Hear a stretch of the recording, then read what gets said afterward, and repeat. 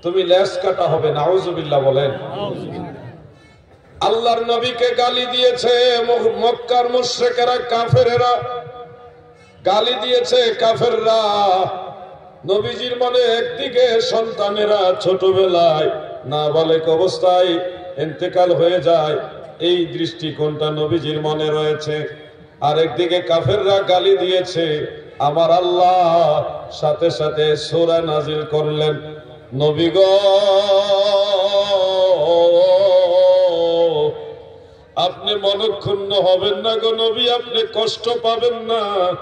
ইন্না আ'তাইনাকাল কাউসার, নিশ্চয় আমি আল্লাহ আপনাকে কাউসার দান করেছি।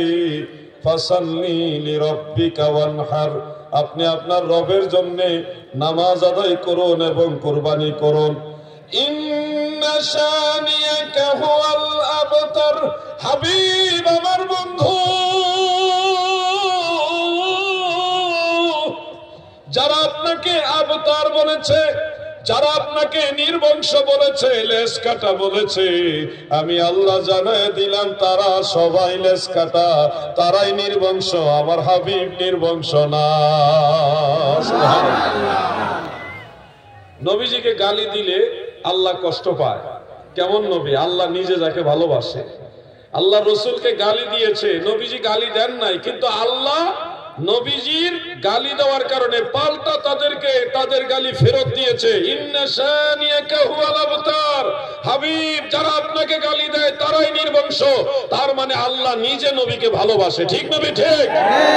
রহমতের ভান্ডার নবী, তুমি নূরের খনি, প্রেম কইরাছেন তোমার সঙ্গে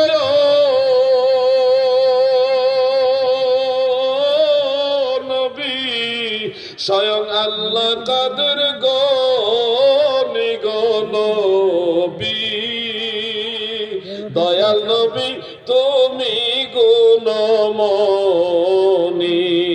দয়াল নবী তুমি গুণমণি। আল্লাহ তাআলা নবীজিকে কাউসার দিলেন। কাউসারের একটা ব্যাখ্যা হলো, আমার আল্লাহ নবীজিকে শাফাআতের অধিকার দিলেন।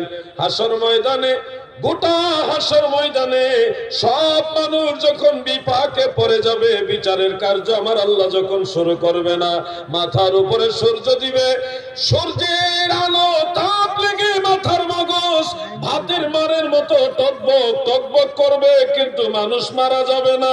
মৃত্যু একবারই হয়, মনে রাখবেন, মরার পরে আর কোনো মৃত্যু নাই। একবার যে মারা যায়, দ্বিতীয়বার আর কোনোদিন মৃত্যু হবে না। ওই দিন এত বড় ভয়ানক শাস্তির পরেও মানুষ কষ্ট পাবে। ঘামের মধ্যে কারো হাঁটু বরাবর, কারো কোমর বরাবর ঘাম হয়ে যাবে, কারো সিনা বরাবর, কারো নাকের ডগা বরাবর ঘাম হয়ে যাবে, মাথার উপরে সূর্য থাকবে। এই ভয়ানক পরিস্থিতিতে মানুষের মৃত্যু হবে না। এদিকে আমার আল্লাহ বিচার কার্য শুরু করবে না। যার যার কর্ম অনুযায়ী যার যার ফলাফল পাইতে থাকবে, ওই অবস্থায় থাকবে। তখন মানুষ বেদিশা হয়ে দৌড়াবে আর বলবে, কোথায় গেলে, কার কাছে গেলে, কার কথায় আমার আল্লাহ বিচার কার্য শুরু করবে। দৌড়াইয়া সাইয়্যিদুনা আবুল বাশার হযরতে আদম আলাইহিস সালামের কাছে লোকেরা যাবে, যে বলবে, ইয়া আবাল বাশার ইশফিউ লানা, হে মানব জাতির বাবা আদম নবী গো, আপনি তো আমাদের বাবা, আপনি আমাদের জন্য সুপারিশ করেন। কিন্তু আদম নবী জবাবে বলবেন, লাস্তুলাহা, এই দায়িত্ব আমার না, ইহার জন্য আমি নই। দৌড়াইয়া যাব নূহ নবীর কাছে, আমাদের জন্য শাফাআত করেন, সুপারিশ করেন। নবিউল্লাহ হযরত নূহ আলাইহিস সালাম তিনিও বলবে, লাস্তুলাহা। ইব্রাহিম খলিলুল্লাহ, ইসমাঈল জাবিহুল্লাহ, মূসা কালিমুল্লাহ নবীদের দুয়ারে ঘুরতে ঘুরতে ঘুরতে ঘুরতে সমগ্র মানবতা যাবে হযরতে ঈসা রূহুল্লাহর কাছে, তিনার কাছে গিয়েও শাফাআত কামনা করবে, আমাদের জন্য সুপারিশ করেন। ঈসা নবীও একই জবাব দিয়ে বলবে লাস্তু লাহা, ইহার জন্য আমি নই, এই দায়িত্ব আমার না রে। তবে আমি ঈসা নবী জানি এই দায়িত্ব আমার আল্লাহ কারে দিয়া রাখছে। তোমরা এই দিক ওই দিক ঘুরো না, দৌড়ায়ো না, সবাই মিলে এই হাসরের ময়দানে উম্মতের দরদি নবী, কান্ডারি নবী, দয়ার নবী, মায়ার নবী, রাহমাতুল লিল আলামিন নবীর কাছে যাও। আজকের দিনে সেই নবী ছাড়া তোমাদের শাফাআতের কেউ থাকবে না।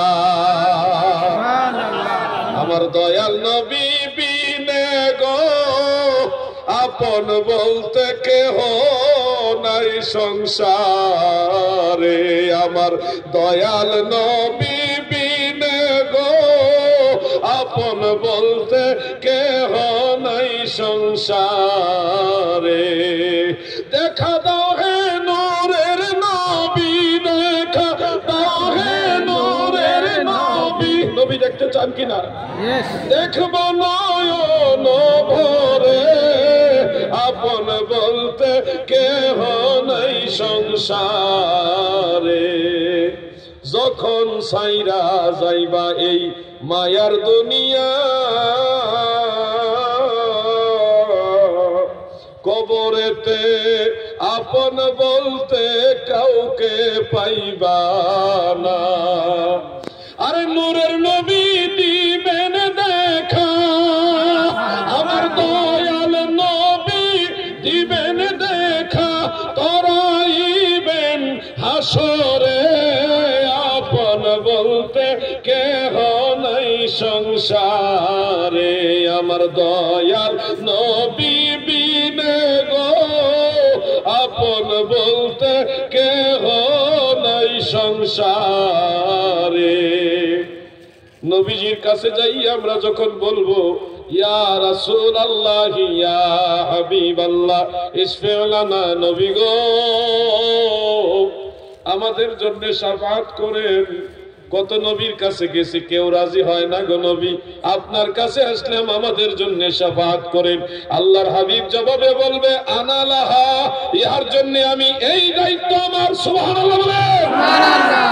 ফাসাজাদা তাহতাল আরশ, আমার নবী আরশে আজিমের নিচে যাইয়া সিজদায় পড়ে যাবে।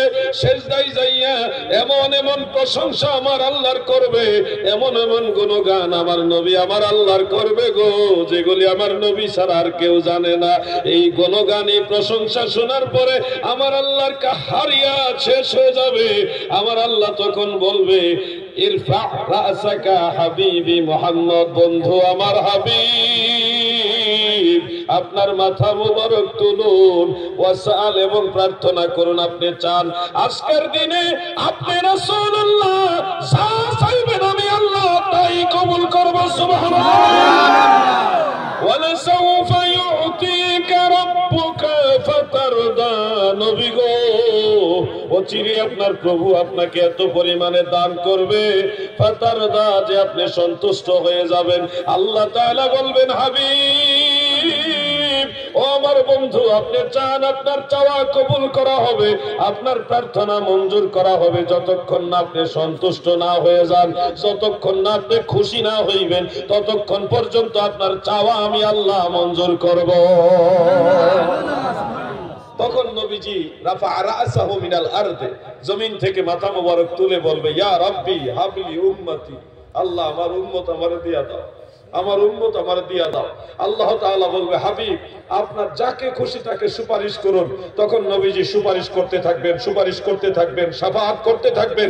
গুনাহগার পাপী তাপীদেরকে শাফাআত করতে করতে করতে করতে গুনার কারণে যারা জাহান্নামে চলে গেছে সেই মানুষগুলোকে জাহান্নামের ভিতর থেকে তুলে তুলে আল্লাহর নবী জান্নাতে নিয়ে যাবে। সুবহানাল্লাহ। আমরা নবীজি শাফাআত চাই কিনা? সবাই বলেন চাই কিনা? তাহলে 5 ওয়াক্ত নামাজ আদায় করতে হবে। জোরে বলেন ইনশাআল্লাহ। মনের থেকে বলছেন নি? পাঁচ ওয়াক্ত নামাজ আদায় করতে হবে। নামাজ ছাড়া কোনো তরিকা নাই, কোনো রাস্তা নাই। ময়দানে মাহশারে সবার আগে আল্লাহ নামাজের হিসাব নেবে। অতএব আমরা যদি নবীজিকে ভালোবাসি, নবীজির শাফাআত চাই, তাহলে আল্লাহ রসুলকে যেন শর্মিন্দা না হতে হয়, এই জন্য নামাজ আদায় করব। নামাজ আদায় করবেন কিনা ইনশাআল্লাহ? আমার নবীজিকে কষ্ট দিয়েন না। সারাটা জীবনে তো নবীজিকে কষ্ট দিতেছে। আজকের দিনে আমরা যতগুলি আমল নামা, আমাদের যতগুলি কাজ আমল করছি, প্রত্যেকটা আমল আল্লাহ তাআলার দরবারে নেওয়ার আগে নবীজির কাছে আল্লাহ পাঠাইতেছে। নবীজি বলেন সহিহ মুসলিমের হাদিস, উরিদাত আলাইয়া আমালু উম্মতি হাসানুহা ওয়া সাইয়্যুহা। কোন কোন হাদিস আছে তুরাদু আলাইয়া, আমার কাছে আমার উম্মতের আমল নামা পেশ করা হয়। আমি যখন দেখি উম্মতের আমল সুন্দর হয়েছে, হামিদুল্লাহ, আমি আমার আল্লাহর প্রশংসা করি। আর আমি যখন দেখি মুর্শিদাবাদের বাহাদুরপুরের আমার উম্মতের আমল নামার মধ্যে ভুল ত্রুটি আছে, গুনাহ রয়ে গেছে, মদিনার রওজা মুবারক থেকে আমি রাসূলুল্লাহ আমার উম্মতের গুনাহ মাফের জন্য আল্লাহর কাছে ক্ষমা চাই। কত কষ্ট দিবেন নবীজিকে বলেন? ভুল করেন আপনি, ক্ষমা চাই মদিনাওয়ালা। সারাদিনে ভুল করলেন আপনি, ক্ষমা চাচ্ছে আল্লাহর হাবিব। তাহলে আপনার আমার জন্য মদিনাওয়ালা আর কত কষ্ট করবেন, কত কষ্ট দিবেন নবীজিকে? কিছুটা হইল নবীজির সম্মান, নবীর উম্মত হিসেবে নবীজির সম্মানটা বজায় রাখার, বা আপনাদের উম্মতে মুহাম্মাদী হিসেবে যে একটা সম্মান, এটা বজায় রাখার চেষ্টা করতে হবে ইনশাআল্লাহ। বলেন আমার দাদু ভাইরা গো, নামাজ ছাড়া যারা মারা যাবে তারা হাসরের ময়দানে লজ্জিত হবে, লাঞ্ছিত হবে, গোটা মানবতার সামনে তারা শর্মিন্দা হবে। এমনকি আল্লাহ তাআলা জিজ্ঞাসা করবে, সবাইকে জিজ্ঞাসা করবে, তোমরা কি নামাজি ছিলে? তোমরা কি নামাজ আদায় করেছো? তখন নামাজি বেনামাজি সবাই বলবে, হে আল্লাহ, আমরা সবাই নামাজ পড়ছি। নামাজিরা তো নামাজ পড়ছে, বেনামাজিরাও বলবে, আল্লাহ, আমরা নামাজ পড়ছি। কত বড় মিথ্যা কথা!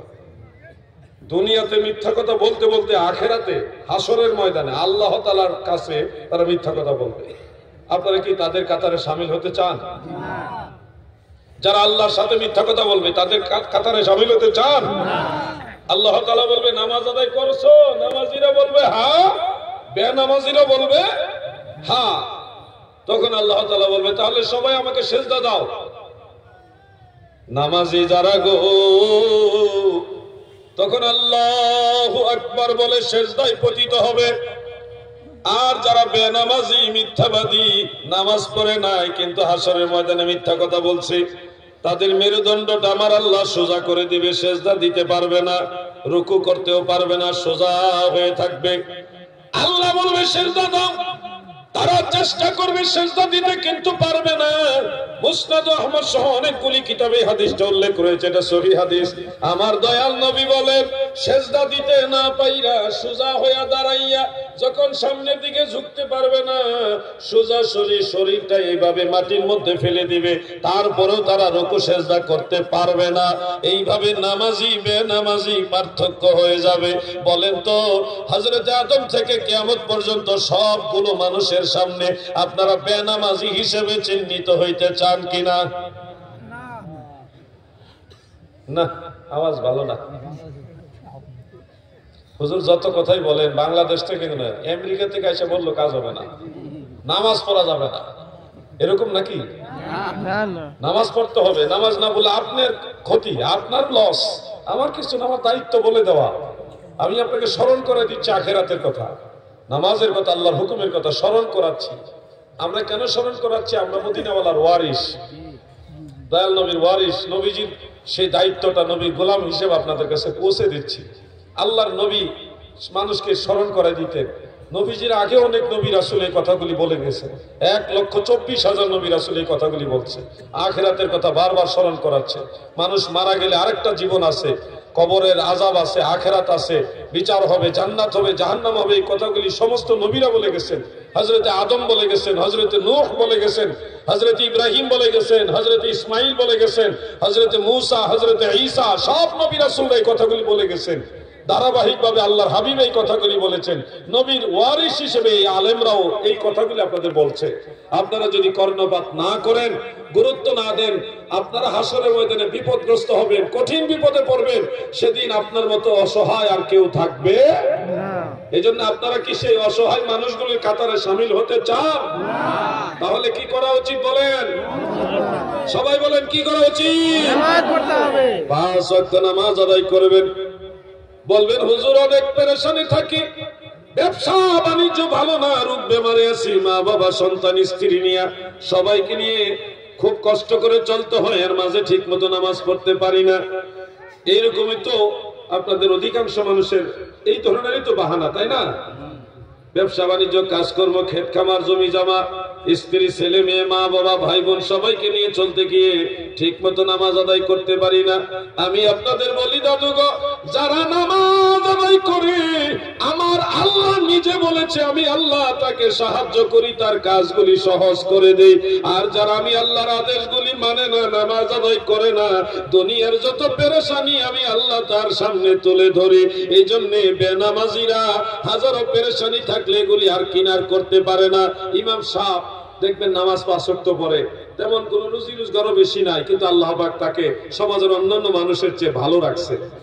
পেরেশানি নাই তাদের বেশি একটা, কোন মামলা মোকদ্দমা ঝামেলা, এত টেনশন নাই, অল্প ইনকাম, সামান্য টাকা বেতনে এই কোন সামান্য কৃষি কাজ করছে, বাড়িতে হাঁস মুরগি পালছে, আবার কিছু মানুষকে টিউশনি করে, মোটামুটি মা বাবা, স্ত্রী, ছেলে মেয়ে, ভাই বোন সবাইকে নিয়ে ডাল ভাত খেয়ে আলহামদুলিল্লাহ ভালো আছে। সারা নামাজ পড়ে তারা যখন খাওয়া দাওয়া করে ঘুমাইতে যায়, সুন্দর 5-7 মিনিটের মধ্যে ঘুমা চলে যায় আমাদের হাজী আনসার শেখের মতো, টেনশন নাই। কিন্তু যারা কোটি কোটি কোটি কোটি টাকার মালিক, টাকার টাকা, টাকার টাকা, অনেক বড় বড় প্রপার্টির মালিক, বিল্ডিং এর মালিক, ফ্যাক্টরি মালিক, অনেক পয়সার মালিক, কিন্তু দেখবেন নামাজ পড়েও না ঠিক মতো, রাত্রেবেলা ঘুমের ট্যাবলেট খাইতেছে, তাও ঘুম ধরে না, এমন আছে না নাই? আপনারা মনে রাখবেন, শান্তির ঘুম দেওয়া, শান্তি দেওয়ার মালিক আল্লাহ। বলেন, শান্তি দেওয়ার মালিক আল্লাহ। পেরেশানিতে পড়ে গেলে একটা পদ্ধতি বলে যায়, আপনারা এটা কাজে লাগাবেন। একটা পদ্ধতি বলে যাচ্ছি, ধরেন যে কোনো একটা পেরেশানিতে, একটা সমস্যায় আপনি পড়ে গেছেন, মুসিবতে পড়ে গেছেন, আপনি একা একা চুপচাপ ঘরের মধ্যে সেজদায় পড়বেন। সেজদা দিতে পারেন তো সবাই? সেজদা দিতে পারেন তো? সেজদা দিয়ে আল্লাহর সাথে কথা বলবেন। মুখে মুখে দরকার নাই, এইখানে কানেকশন লাগাবেন, এখান থেকে ওখানে। মুখেও বলার দরকার নেই, এখান থেকে মনে মনে বলবেন, হে আল্লাহ, আমি তো এই পেরেশানিতে আছি, আপনি আমার একটু সাহায্য করেন, আমি কুলাইতে পারতেছি না, আল্লাহ আপনার কাছে আমি ধারস্থ হইলাম, আপনার সাহায্য কামনা করলাম, একটু কথা বলেন না। আল্লাহর সাথে কথা বলা যায়, এটা কি জানেন আপনারা? সবাই বলেন না কেন? আল্লাহর সাথে যে কথা বলা যায়, এটা কি জানেন? আপনি যেখানে থাকেন, যেই হালে থাকেন, ওখান থেকে আল্লাহর সাথে কথা বলতে পারবেন। আপনি কি বলবেন আল্লাহ তাআলা আপনার বলার আগেই জানে। সুবহানাল্লাহ বলেন। আল্লাহর সাথে কথা বলবেন, বলবেন কিনা বলেন? আমার সাথে আজকে ওয়াদা করেন যে আল্লাহর সাথে কথা বলবেন, বলেন ইনশাআল্লাহ। মুনাজাতে আল্লাহর সাথে কথা বলবেন, সেজদায় গিয়ে কথা বলবেন, যখন সুযোগ পাইবেন, মুনাজাত ছাড়াও, সেজদা ছাড়াও এক জায়গায় দাঁড়িয়ে আছেন, আকাশের দিকে তাকায় আল্লাহর সাথে কথা বলবেন। আল্লাহর সাথে প্রেমের ডোরি বাঁধেন, এই প্রেমের ডোরি শিখাইছে মদিনাওয়ালা। সুবহানাল্লাহ বলেন। প্রেমের ডোরি বাঁধরে মদিনার শোনে, আহা প্রেমের ডোরি বাঁধরে মদিনার শোনে। মানুষ বানাইছে আল্লাহ, মানুষ বানাইছে আল্লাহ প্রেমের কারণে, প্রেমের ডোরি বাঁধরে মদিনার শোনে। বলুন, প্রেমের ডোরি বাঁধরে মদিনার শোনে। আল্লাহ বানাইল কত যে কি, মিটে না তার প্রেম প্রীতি, অবশেষে বানাই মানুষ, অবশেষে বানাই মানুষ প্রেমের কারণে, প্রেমের ডোরি বাঁধরে মদিনার শোনে। বলুন, প্রেমের ডোরি বাঁধরে মদিনার শোনে। আল্লাহর নবীর তরিকা মোতাবেক আমার আল্লাহর সাথে প্রেমের ডোরি লাগান। আপনার কি দরকার? আপনার দরকার, আপনি চান না, কিন্তু আল্লাহ নিজে ডাকে, নিশির শেষ ভাগে সহিহ বুখারীর হাদিস, মাজাজি অর্থে আল্লাহ তাআলা পৃথিবীর নিকটতম আসমানে নেমে এসে বান্দাদেরকে ডাকে, হে আমার বান্দারা, কারা আছে গুনাহগার আমার কাছে বলো, আমি তোমাদের ক্ষমা করব। কার রিজিকের দরকার, কার ব্যবসা বাণিজ্যের উন্নতি দরকার, কার টাকা পয়সা দরকার, কার কি দরকার আমার কাছে বলো, আমি তোমার দিতে চাই, তোমাকে দেব, তোমার প্রার্থনা মঞ্জুর করব। আল্লাহ নিজে আমাদের দেওয়ার জন্য ডাকে আর আমরা নাক ডেকে ঘুমাই। আপনারা কি কষ্ট পাচ্ছেন নাকি? আল্লাহর সাথে কথা বলার দরকার আছে কিনা?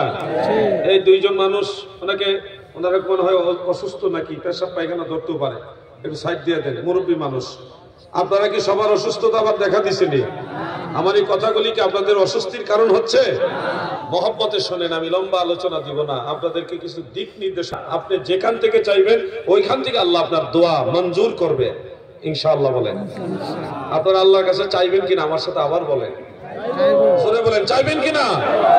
চাওয়ার ক্ষেত্রে আমরা ওসিলা ধরতে পারি, ওসিলা ধরা মুস্তাহাব পর্যায়ের সুন্নত, সুন্নতে মুআক্কাদা না হলেও এটা আম্বিয়া আলাইহিমুস সালামের সুন্নত, সাহাবায়ে কেরামের সুন্নত। আপনাদের মুর্শিদাবাদে অনেক ভাইরা আছেন যারা জ্ঞানের স্বল্পতার কারণে, কিল্লতে ইলমের কারণে ওসিলা ধরাটাকে শিরক মনে করে, নাউজুবিল্লাহ বলেন। অথচ আমাদের আদি পিতা আবুল বাশার হযরত আদম আলাইহিস সালাম আমাদের নবীর ওসিলা ধরেছেন। তিনি এই পৃথিবীতে যখন চলে আসলেন 350 বছরের মতো জমিনে কাঁদলেন, এটার অনেকগুলি রিওয়ায়াত দ্বারা প্রমাণিত রয়েছে। 350 বছরের মতো কান্নার পরে আল্লাহর নবী বলেন, রাফাআতু রাসি ওয়া রাআইতু কাওয়াইমাল আরশি মাকতুবান ফীহি লা ইলাহা ইল্লাল্লাহু মুহাম্মাদুর রাসূলুল্লাহ সাল্লাল্লাহু আলাইহি ওয়াসাল্লাম। হযরত আদম বলেন, আমি মাথা উপরের দিকে উঁচা করে দেখি, আরাফার ময়দান থেকে আল্লাহর আরশের প্রতিটা খুঁটি দেখা যায়, প্রতিটা খুঁটির মধ্যে লেখা আছে লা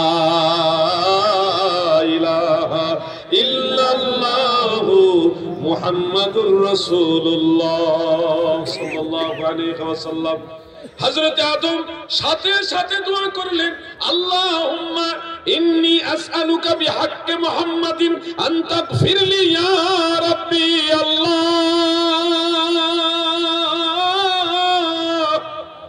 আপনার হক নবী মুহাম্মদ মুস্তাফার ওসিলায় আপনার কাছে প্রার্থনা করতেছি, মাওলা হে আমাকে যেন ক্ষমা করে দেন। সাথে সাথে আমার আল্লাহ আদম নবীকে ক্ষমা ঘোষণা করেন এবং বলেন, হে আদম, তুমি আমার হাবিবকে কিভাবে চিনলা? আদম নবী বলে, আল্লাহ আপনি যখন আমাকে সৃষ্টি করেছিলেন, রূহ দিয়েছিলেন, তখনই দেখেছি আপনার নামের সাথেই নাম লেখা আছে, তখনই আমি ধরে নিয়েছি, বিশ্বাস করে নিয়েছি আপনার বন্ধু ছাড়া কেউ হবে না। আমার আল্লাহ বলেন, কাদ সাদাকতা ইয়া আদম, আদম তুমি সত্য বলেছো, ওয়ালাউলা মুহাম্মাদুন মা খালাকতুকা, আমার হাবিব মুহাম্মদ মুস্তাফাকে যদি না বানাইতাম, তুমি আদম নবীরেও বানাইতাম না। যার কারণে জগত সৃজন রে দেখো, চন্দ্র সূর্য তারা শূন্য ভরে, আসে অচল নিশ্চল ধরা ধরে, নবী পদবিনে ভাব সবে মিশে। যার কারণে জগত সৃজন রে দেখো, চন্দ্র সূর্য তারা শূন্য ভরে, আসে অচল নিশ্চল ধরা ধরে, নবী পদবিনে ভাব সবে মিশে। এই যে হাদিস শরীফটা আপনাদের শোনালাম, এটা মুস্তাদরাকে হাকিম আল মুস্তাদরাক আলা সাহিহাইনের মধ্যে এবং ইমাম বাইহাকির দালাইলুন নবুওয়াতের মধ্যে, ইমাম তাবারানির মুআজামুল আওসাতের মধ্যে হযরত ওমর ফারুক থেকে মারফুভাবে বর্ণিত রয়েছে। অতএব হযরত আদম ওসিলা ধরেছেন আমাদের নবীর ওসিলা। সুবহানাল্লাহ। আমাদের নবী তখনও দুনিয়াতে আসেনি, দুনিয়াতে শুভাগমন করেননি, সেই সময় হযরত আদম আমার নবীর ওসিলা ধরে। নবীজি দুনিয়াতে আসার আগেও আগের মানুষেরা নবীজিকে মানতো, এটা আপনারা জানা আছে নিশ্চয়ই। আমি মাঝে মধ্যে একটা ঘটনা বলি।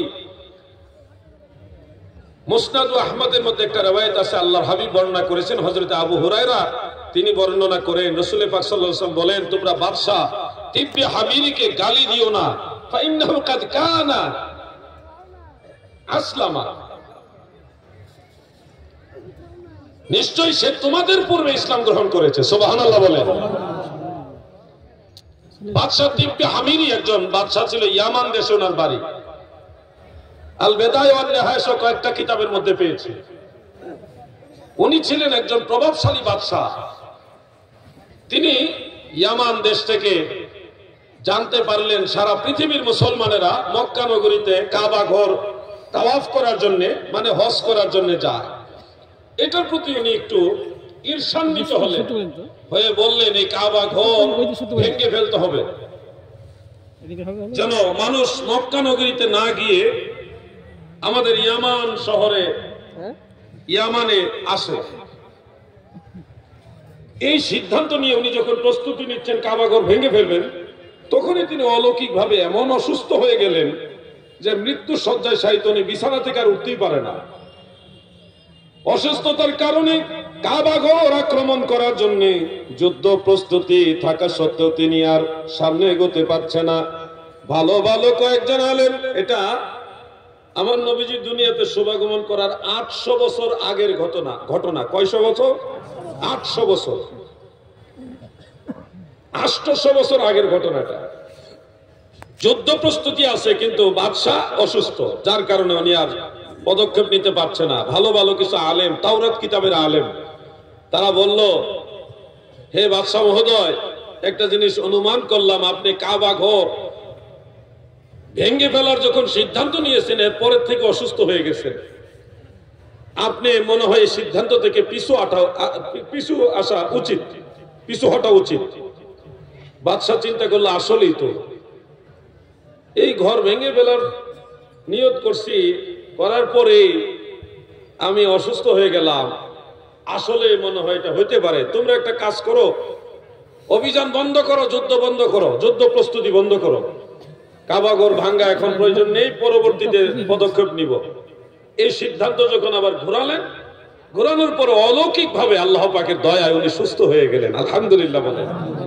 সুস্থ হওয়ার পরেই বাদশা তিব্বে হামিরি তিনি ভাবতেছেন, ওরে আল্লাহ, এই ঘরের তো অনেক মর্যাদা, এই ঘর ভেঙ্গে ফেলার সিদ্ধান্ত নেওয়াতে অসুস্থ হয়ে গেলাম, আবার ভেঙ্গে ফেলার সিদ্ধান্ত ছেড়ে দেওয়ার সাথে সাথে সুস্থ হয়ে গেলাম। তোমরা একটা কাজ করো, আমি ঘর দেখতে চাই, আমাকে ওই ঘরটা দেখার জন্য নিয়ে যাও। তখন তিনি একটা বাহনে, বিশাল বড় পালকির মতো বাহনের উপরে আরোহণ করে মক্কা নগরীতে গেলেন, কাবা ঘর দেখলেন। দেখার সাথে সাথে উনি পরিপূর্ণ সুস্থতা অনুভব করলেন এবং আনন্দিত হয়ে বললেন, আমি এই কাবা ঘরকে গিলাপ পরাবো। পৃথিবীর ইতিহাসে সর্বপ্রথম বাইতুল্লাহ কাবা ঘরকে গিলাপ পরিয়েছেন বাদশা তিব্বে হামিরি। সুবহানাল্লাহ। তিনি গিলাপ পরাইলেন এবং বললেন, এই ঘরের কি মাহাত্ম্য, এই ঘর কে বানাইছে, কখন থেকে শুরু হয়েছে, আমাকে সেই ডিটেইলস জানাও। বড় বড় আলেম যারা ছিল তারা বলল, বাদশা মহোদয়, এই ঘর পৃথিবীতে সর্বপ্রথম ঘর, এটাই সর্বপ্রথম ঘর, এর আগে কোনো ঘর ছিল না। এটা বানিয়েছে মানব জাতির পিতা হযরতে আদম, এরপর ইব্রাহিম নবী, এগুলি সংস্কার করতে করতে এই পর্যন্ত আসছে। হে বাদশা মহোদয়, এই ঘর এখানে শেষ হবে না, আখিরি পয়গম্বর আসবে, তিনি এই নগরীতে জন্মগ্রহণ করবে, এই কাবা ঘরে হজ করবেন। সেই আখিরি পয়গম্বরের নাম হলো আহমদ মুজতবা মুহাম্মদ মুস্তাফা সাল্লাল্লাহু আলাইহি ওয়াসাল্লাম। তিনি যখন আখিরি নবীর নাম শুনলেন, বাদশা বললেন, তোমরা একটা কাজ করো, আখিরি পয়গম্বর এই শহরে জন্মগ্রহণ করবে, ঠিক আছে, উনি সর্বশেষ কোন জায়গায় বসবাস করবে? তারা বলল, তাওরাত কিতাবের মধ্যে পেয়েছি আখিরি পয়গম্বর তিনি এই মক্কা নগরী থেকে হিজরত করে চলে যাবেন তাইয়্যিবায়, পবিত্র একটা জায়গায় যার নাম ইয়াসরিব। ইয়াসরিব মদিনার পূর্ব নাম হলো ইয়াসরিব। আমাদের বাংলাদেশে একজন ভালো আলেম আছে, মাওলানা আবুল কাশেম নুরি, তিনি একটা গজল গায়, আপনারা যদি আমার সাথে শেয়ার করেন আমি গাইতে চাই, গাইবো? ইয়াসরিব নামে ছিলে তুমি অলক্ষণের দেশ, বড়ই মারাত্মক ছিল তোমার পরিবেশ। ইয়াসরিব নামে ছিলে তুমি অলক্ষণের দেশ, বড়ই মারাত্মক ছিল তোমার পরিবেশ। মদিনা, নবীর ছোঁয়া লেগে তুমি সোনার মদিনা। সব ভুলিব কিন্তু তোমায় ভুলতে পারি না। বলুন, সব ভুলিব কিন্তু তোমায় বলতে পারি না। ভুলিনি, ভুলবো না, ভুলতে পারি না। ভুলিনি, ভুলবো না, ভুলতে পারি না। সব ভুলিব কিন্তু তোমায় বলতে পারি না। আরশে মুআল্লার চেয়ে দামি তুমি হও, খোদার সৃষ্টিতে তুমি শ্রেষ্ঠ ভূমি হও। আরশে মুআল্লার চেয়ে দামি তুমি হও, সুবহানাল্লাহ। খোদার সৃষ্টিতে তুমি শ্রেষ্ঠ ভূমি হও, কারণ তোমার মাঝে শুয়ে আছেন শাহে মদিনা। তোমার মাঝে শুয়ে আছে শাহে মদিনা। সব ভুলিব কিন্তু তোমায় ভুলতে পারি না। সোনার মদিনা, আমার প্রাণের মদিনা। সব ভুলিব কিন্তু তোমায় বলতে পারি না। বাদশা তিব্বে হামিরি যখন জানতে পারলো আখিরি পয়গম্বর সেই মদিনা তাইয়্যিবা ইয়াসরিব শহরে যাবে, তখন তিনি বলল, আমাকে সেই ইয়াসরিব শহরে নিয়ে যাও। তিনি ওইখানে গিয়ে নিজের অর্থায়নে নিজে বসবাস করবে, অথবা আল্লাহর রাসূলের বসবাসের জন্য বিরাট বিরাট পাথর দিয়ে 2 তলা একটা ঘর বানাইলেন। বানায়া ওই মদিনার মানুষদেরকে জানায় দিলেন, ইয়াসরিব নগরের বাসিন্দারা রে, আমি 2 তলা ঘর বানাইলাম। নিচতলায় আমি বাদশা তিব্বে হামিরি থাকবো, উপরের তলায় আখিরি পয়গম্বর মুহাম্মদ মুস্তাফা থাকবে। আমার দয়াল নবীর জন্য বাদশা তিব্বে হামিরি ঘর বানাইছে। তিনি সেখানেই বসবাস করা শুরু করলেন। এক পর্যায়ে বয়সের ভারে উনি বৃদ্ধ হয়ে গেলেন, দুর্বল হয়ে গেলেন, জয়ীফ হয়ে গেলেন। তিনি বুঝতে পারলেন হয়তো আখিরি পয়গম্বরের সাথে ওনার দেখা হবে না, সাক্ষাৎ হবে না। ভালো মোটা চামড়া থেকে নিয়ে এনে ওই চামড়ার মধ্যে উনি চিঠি লেখলো, সালাম দিয়ে বলল, আখিরি নবী আহমদ মুজতবা মুহাম্মদ মুস্তাফা হে, আমি বাদশা তিব্বে হামিরি আপনার অপেক্ষায় গোটা জীবনের শেষ সময়টা এই ইয়াসরিব নগরীতে কাটাইলাম। নবী গো, আমি তো আপনার দেখা পাইলাম না, আমার চিঠির মাধ্যমে আপনার প্রতি ঈমান আনলাম। আপনি যখনই আমার এই চিঠি পাইবেন, আপনার উম্মত বলে আমাকে কবুল করে নিবেন। চিঠি লিখলেন 800 বছর আগে। সেই চিঠি বংশ পরম্পরায় মদিনা মুনাওয়ারায় আসতে আসতে আসতে আসতে হযরতে আবু আইয়ুব আনসারী রাদিয়াল্লাহু তাআলা আনহুর কাছে আসলো। সেই আবু আইয়ুব আনসারী হলো বাদশা তিব্বে হামিরির বংশধর। আমার নবী যখন মক্কা নগরী থেকে হিজরত করে মদিনা মুনাওয়ারা ইয়াসরিব শহরে ঢুকে, মদিনার আবাল বৃদ্ধা বনিতা শিশু কিশোর নারী পুরুষ সবাই মিলে কেউ ঘরের ছাদে, কেউ গাছের উপরে, কেউ রাস্তায় নেমে জশ্নে জুলুস করেছে, আনন্দ মিছিল করে করে আমার নবীর শুভাগমনে মারহাবা ধ্বনি দিয়েছে। ইউনাদুনা ইয়া মুহাম্মাদু ইয়া রাসূলুল্লাহ, ইয়া মুহাম্মাদু ইয়া রাসূলুল্লাহ। সহিহ মুসলিমের মধ্যে উল্লেখ, মদিনার সাহাবারা আমার নবীর আগমনে নারায়ে রিসালাতের ধ্বনি দিয়েছে। মারহাবা ইয়া রাসূলুল্লাহ, মারহাবা, বলুন মারহাবা ইয়া রাসূলুল্লাহ, মারহাবা मेरे आका मेरे मौला मरहबा मरहबा या रसूल अल्लाह मरहबा मरहबा या हबीब अल्लाह मरहबा।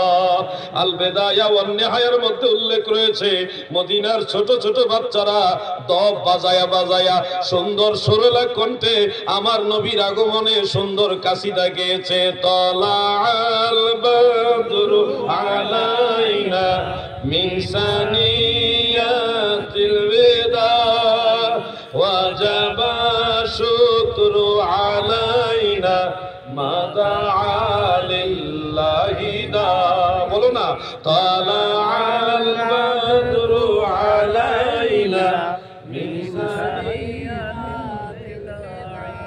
وجب الشكر علينا ما دعا لله دا মদিনার মানুষ আমার নবীর আগমনে এত খুশি তারা জশ্নে জুলুস করেছে সুবহানাল্লাহ বলে জশ্নে জুলুস মানে আনন্দ র্যালি সবাই মিলে রাস্তায় একসাথে বের হয়ে একসাথে স্লোগান ধরা ইউনাদুনা ইউনাদুনা সবাই মিলে এইভাবে উচ্চ আওয়াজে বলেছে নেদা দিয়েছে ইয়া রাসূলুল্লাহ ইয়া মুহাম্মাদু ইয়া রাসূলুল্লাহ দেখেন আমরা সুন্নিরা যে ইয়া রাসূলুল্লাহর স্লোগান দেই এটা আমাদের বানানো স্লোগান না এটাই হলো মদিনার সাহাবীদের স্লোগান সুবহানাল্লাহ সুবহানাল্লাহ নারে রিসালাত ইয়া রাসূলুল্লাহ আওয়াজ দিয়ে বলেন নারে রিসালাত ইয়া রাসূলুল্লাহ আল্লাহু আকবার আল্লাহু আকবার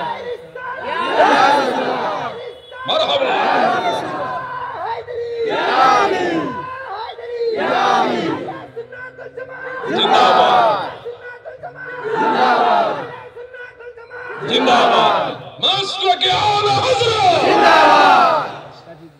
প্রিয় ভাইয়েরা আমার যারা মনে করেন নারায়ে রিসালাত নাই আশা করি তাদের ভুলটা ভেঙে যাবে নারায়ে রিসালাত ইয়া রাসূলুল্লাহর স্লোগান এটাই হলো সুন্নতে সাহাবা দাদু গো আপনিও তো নবীজিকে ভালোবাসেন কিন্তু ইয়া রাসূলুল্লাহর স্লোগান দিতে পারেন না এটা আপনার জন্য নসিবের ব্যাপার আপনার নসিবে নাই আমরা সুন্নিদের নসিবে আছে আমরা নবীর নামের স্লোগান দেই ঠিক না বেটা আপনি যদি বলেন হ্যাঁ নবীজির নামে স্লোগান দেওয়া যাবে না শিরক তাহলে আপনি সাহাবীদের ব্যাপারে কি বলবেন যারা আল্লাহর নবীকে নারায়ে রিসালাতের স্লোগান দিয়ে রিসিপশন করেছে আমরা কোনো ওয়াহাবীদের মানি না আমরা সাহাবীদের মানি ঠিক না বেটা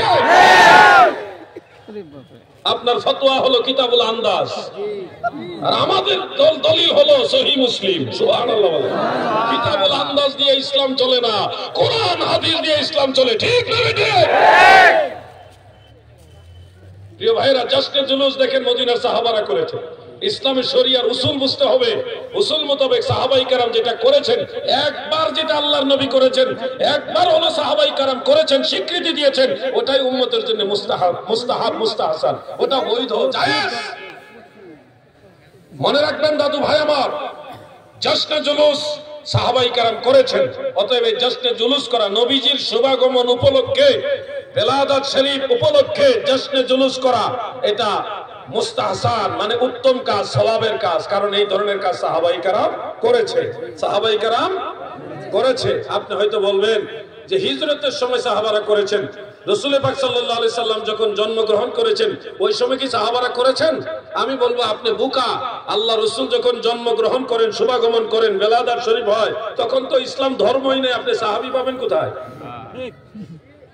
কথা বুঝতেছেন না আপনারা তখন তো ইসলাম ধর্মই প্রচার হয় নাই আপনি সাহাবী খুঁজতেছেন ওই সময় সাহাবারা বেলাদাত উপলক্ষে জশ্নে জুলুস করেছেন কিনা আমি বলবো ভাই সাহাবী তো তখন নাই ইসলাম ধর্ম প্রচার হয়নি তবে জশ্নে জুলুস করা হয়েছে মাদারুজুন নবুওয়াতের মধ্যে উল্লেখ আল্লামা শাইখ আব্দুল হক মুহাদ্দিস দেহলভী রাহমাতুল্লাহ আলাইহি তিনি উল্লেখ করেছেন যে আল্লাহর রাসূল যেদিন দুনিয়াতে শুভাগমন করে সেদিন লাইনে লাইনে কাতারে কাতারে হাজার হাজার হাজার হাজার অগণিত ফেরেশতারা জশ্নে জুলুস করেছে আল্লাহর নবীর সালাত ও সালাম আদায়ের মাধ্যমে মারহাবা বলে মারহাবা ইয়া রাসূলুল্লাহ মারহাবা বলুন মারহাবা ইয়া রাসূলুল্লাহ মারহাবা মারহাবা ইয়া হাবিবাল্লাহ মারহাবা বলুন না মারহাবা ইয়া মারহাবা ইয়া হাবিবাল্লাহ জশ্নে জুলুস আল্লাহ করাইছে ফেরেশতা দিয়া সাহাবী নাই তো কি হইছে সাহাবী পরে হইছে আল্লাহ ফেরেশতা দিয়া জশ্নে জুলুস করাইছে আপনি খুঁজে পাবেন না আরে বাবা শোনো তুমি চলো এত দলিল খুঁজতেছো আমরা নবীজিকে ভালোবাসি এত দলিল খুঁজে ভালোবাসি না আল্লাহর নবীকে ভালোবাসতে নসিব লাগে আল্লাহর রাসূলকে ভালোবাসতে কলিজা লাগে বিনা দলিল আল্লাহর নবীকে ভালোবাসি ঠিক না বেটা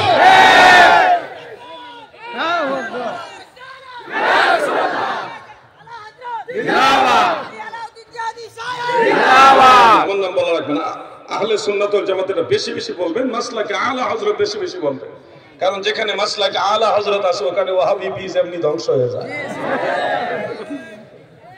এই স্লোগান বেশি বেশি ছড়ায় দেন, দেখবেন বাতিল চিহ্নিত হয়ে যাবে। নারায়ে তাকবীর, আল্লাহু আকবার, নারায়ে রিসালাত, ইয়া রাসূলুল্লাহ, আহলে সুন্নাত ওয়াল জামাত জিন্দাবাদ, মাসলাকে আলা হযরত জিন্দাবাদ।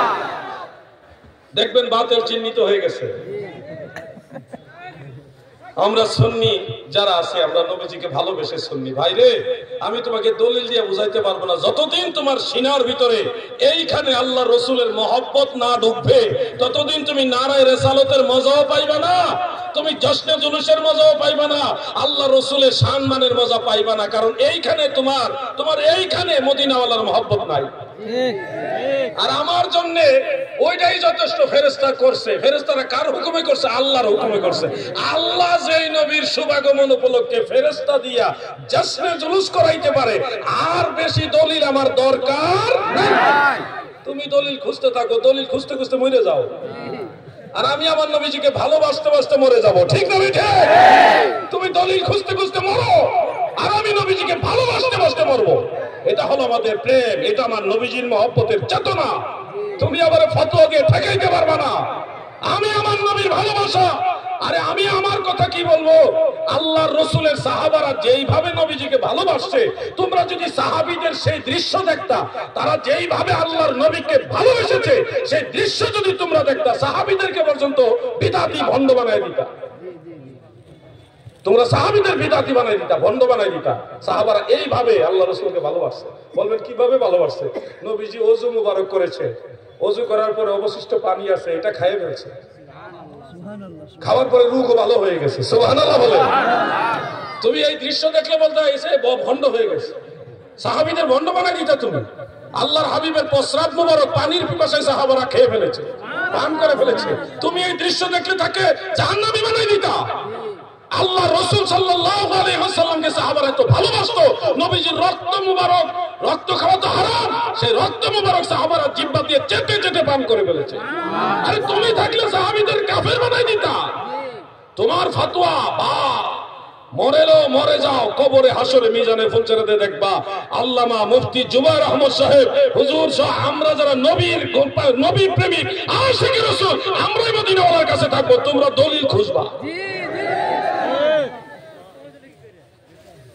আমার কথা বেজার হলেন? আমি জোরে কথা বলি, এটা আমার অভ্যাস, আমার এটা এই স্টাইল, মানে হয়ে যায়। আমি আস্তে কথা বলার চেষ্টা করি, কিন্তু হয়ে যায়। বলতে বলতে বলতে ঠেকাইতে পারি না। এটা এরকমই, কাউকে ধমক দেওয়ার জন্য না, কারো প্রতি আক্রমণ করার জন্য না, আমার কথার স্টাইলটা এরকম হয়ে যায়। এই জন্য আপনাদের কাছে বলবো, মনে কষ্ট নেবেন না। কষ্ট নিছেন? দরুদ শরীফ পড়েন। আল্লাহুম্মা সাল্লি আলা সাইয়্যিদিনা फिदा हो बेज़ौक़े मोहम्मद, ना दिल से जुदा हो ये ज़ौक़े मोहम्मद। अल्लाहुम्मा सल्ली अला मरहबा सय्यिदिना व अला आलि सय्यिदिना। দুরূদ শরীফ পড়লাম, আমরা তো নবীজির মহব্বতে আল্লাহ সন্তুষ্টির জন্য পড়ে গেলাম। আর কিছু ভাইরা দুরূদ শরীফটা পড়া যাবে নাকি যাবে না দলিল খুঁজতেছে। এই জন্য বললাম, তুমি দলিল খুঁজতে খুঁজতে তোমার জিন্দেগি শেষ হবে, আর নবীর দুরূদ পড়তে পড়তে আমাদের জিন্দেগি শেষ হবে। কথা বুঝতেছেন না আপনারা? দুরূদ শরীফ পড়ার সময় দলিল খুঁজে, কোন কিতাবে আছে, কোন হাদিসে আছে, কোন দলিল আছে। বোকা আমরা সুন্নিরা, না যাই না পড়ি না, যাই না শুনি পড়ি, দলিল পাইয়েই পড়ি। তোমরা দলিল খুঁজতে খুঁজতে তো জীবন শেষ করে দিলা।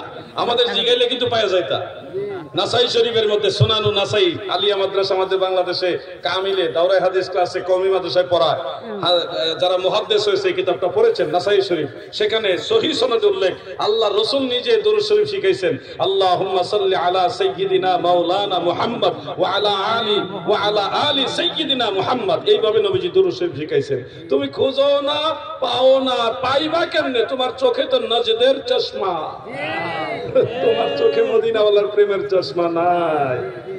এই জন্য অনেক কিছু দেখলেও তুমি খুঁজে পাবে না। ভাই, তোমার সেটের মধ্যে আল্লাহ ছিল মেরে দিছে।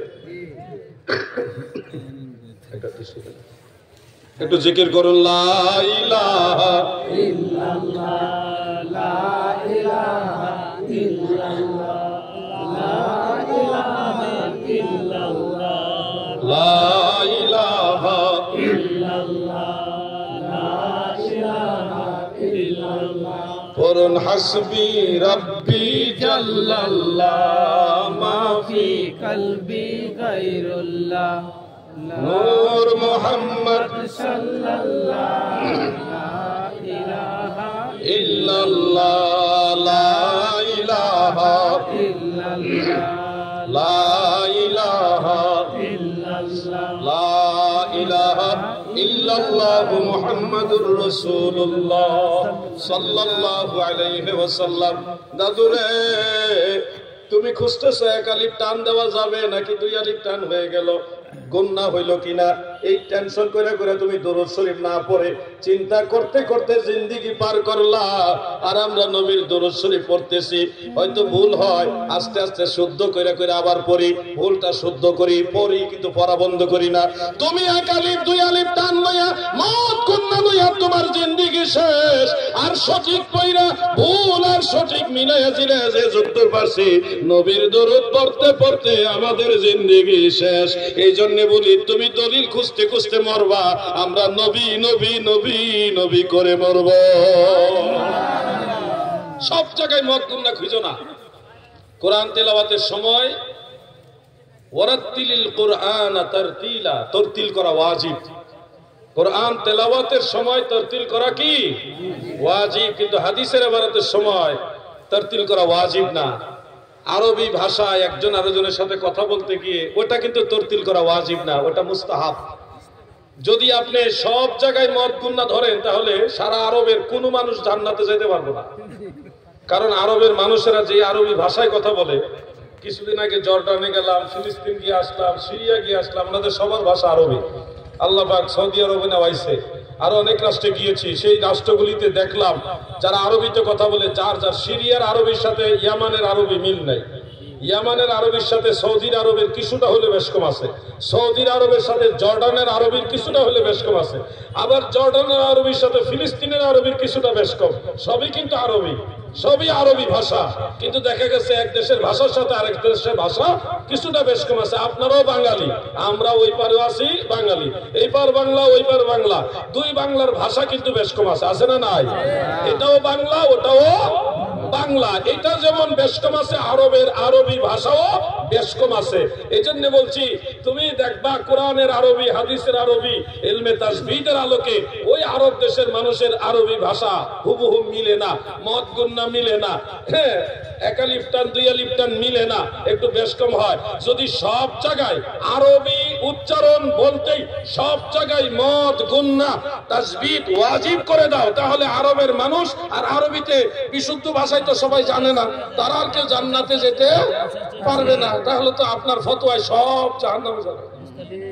দরুদ শরীফ যে পড়তেছে, হয়তো এক আলিফ টান বেশি হয়ে যাচ্ছে, দুই আলিফ টান বেশি হয়ে যাচ্ছে, আপনার উচিত এক আলিফ টান বেশি না হয়ে কিভাবে সহিভাবে পড়া যায় সেটা প্র্যাকটিক্যালি দেখায় দেওয়া, ওইটা মানুষকে শিখায় দেওয়া।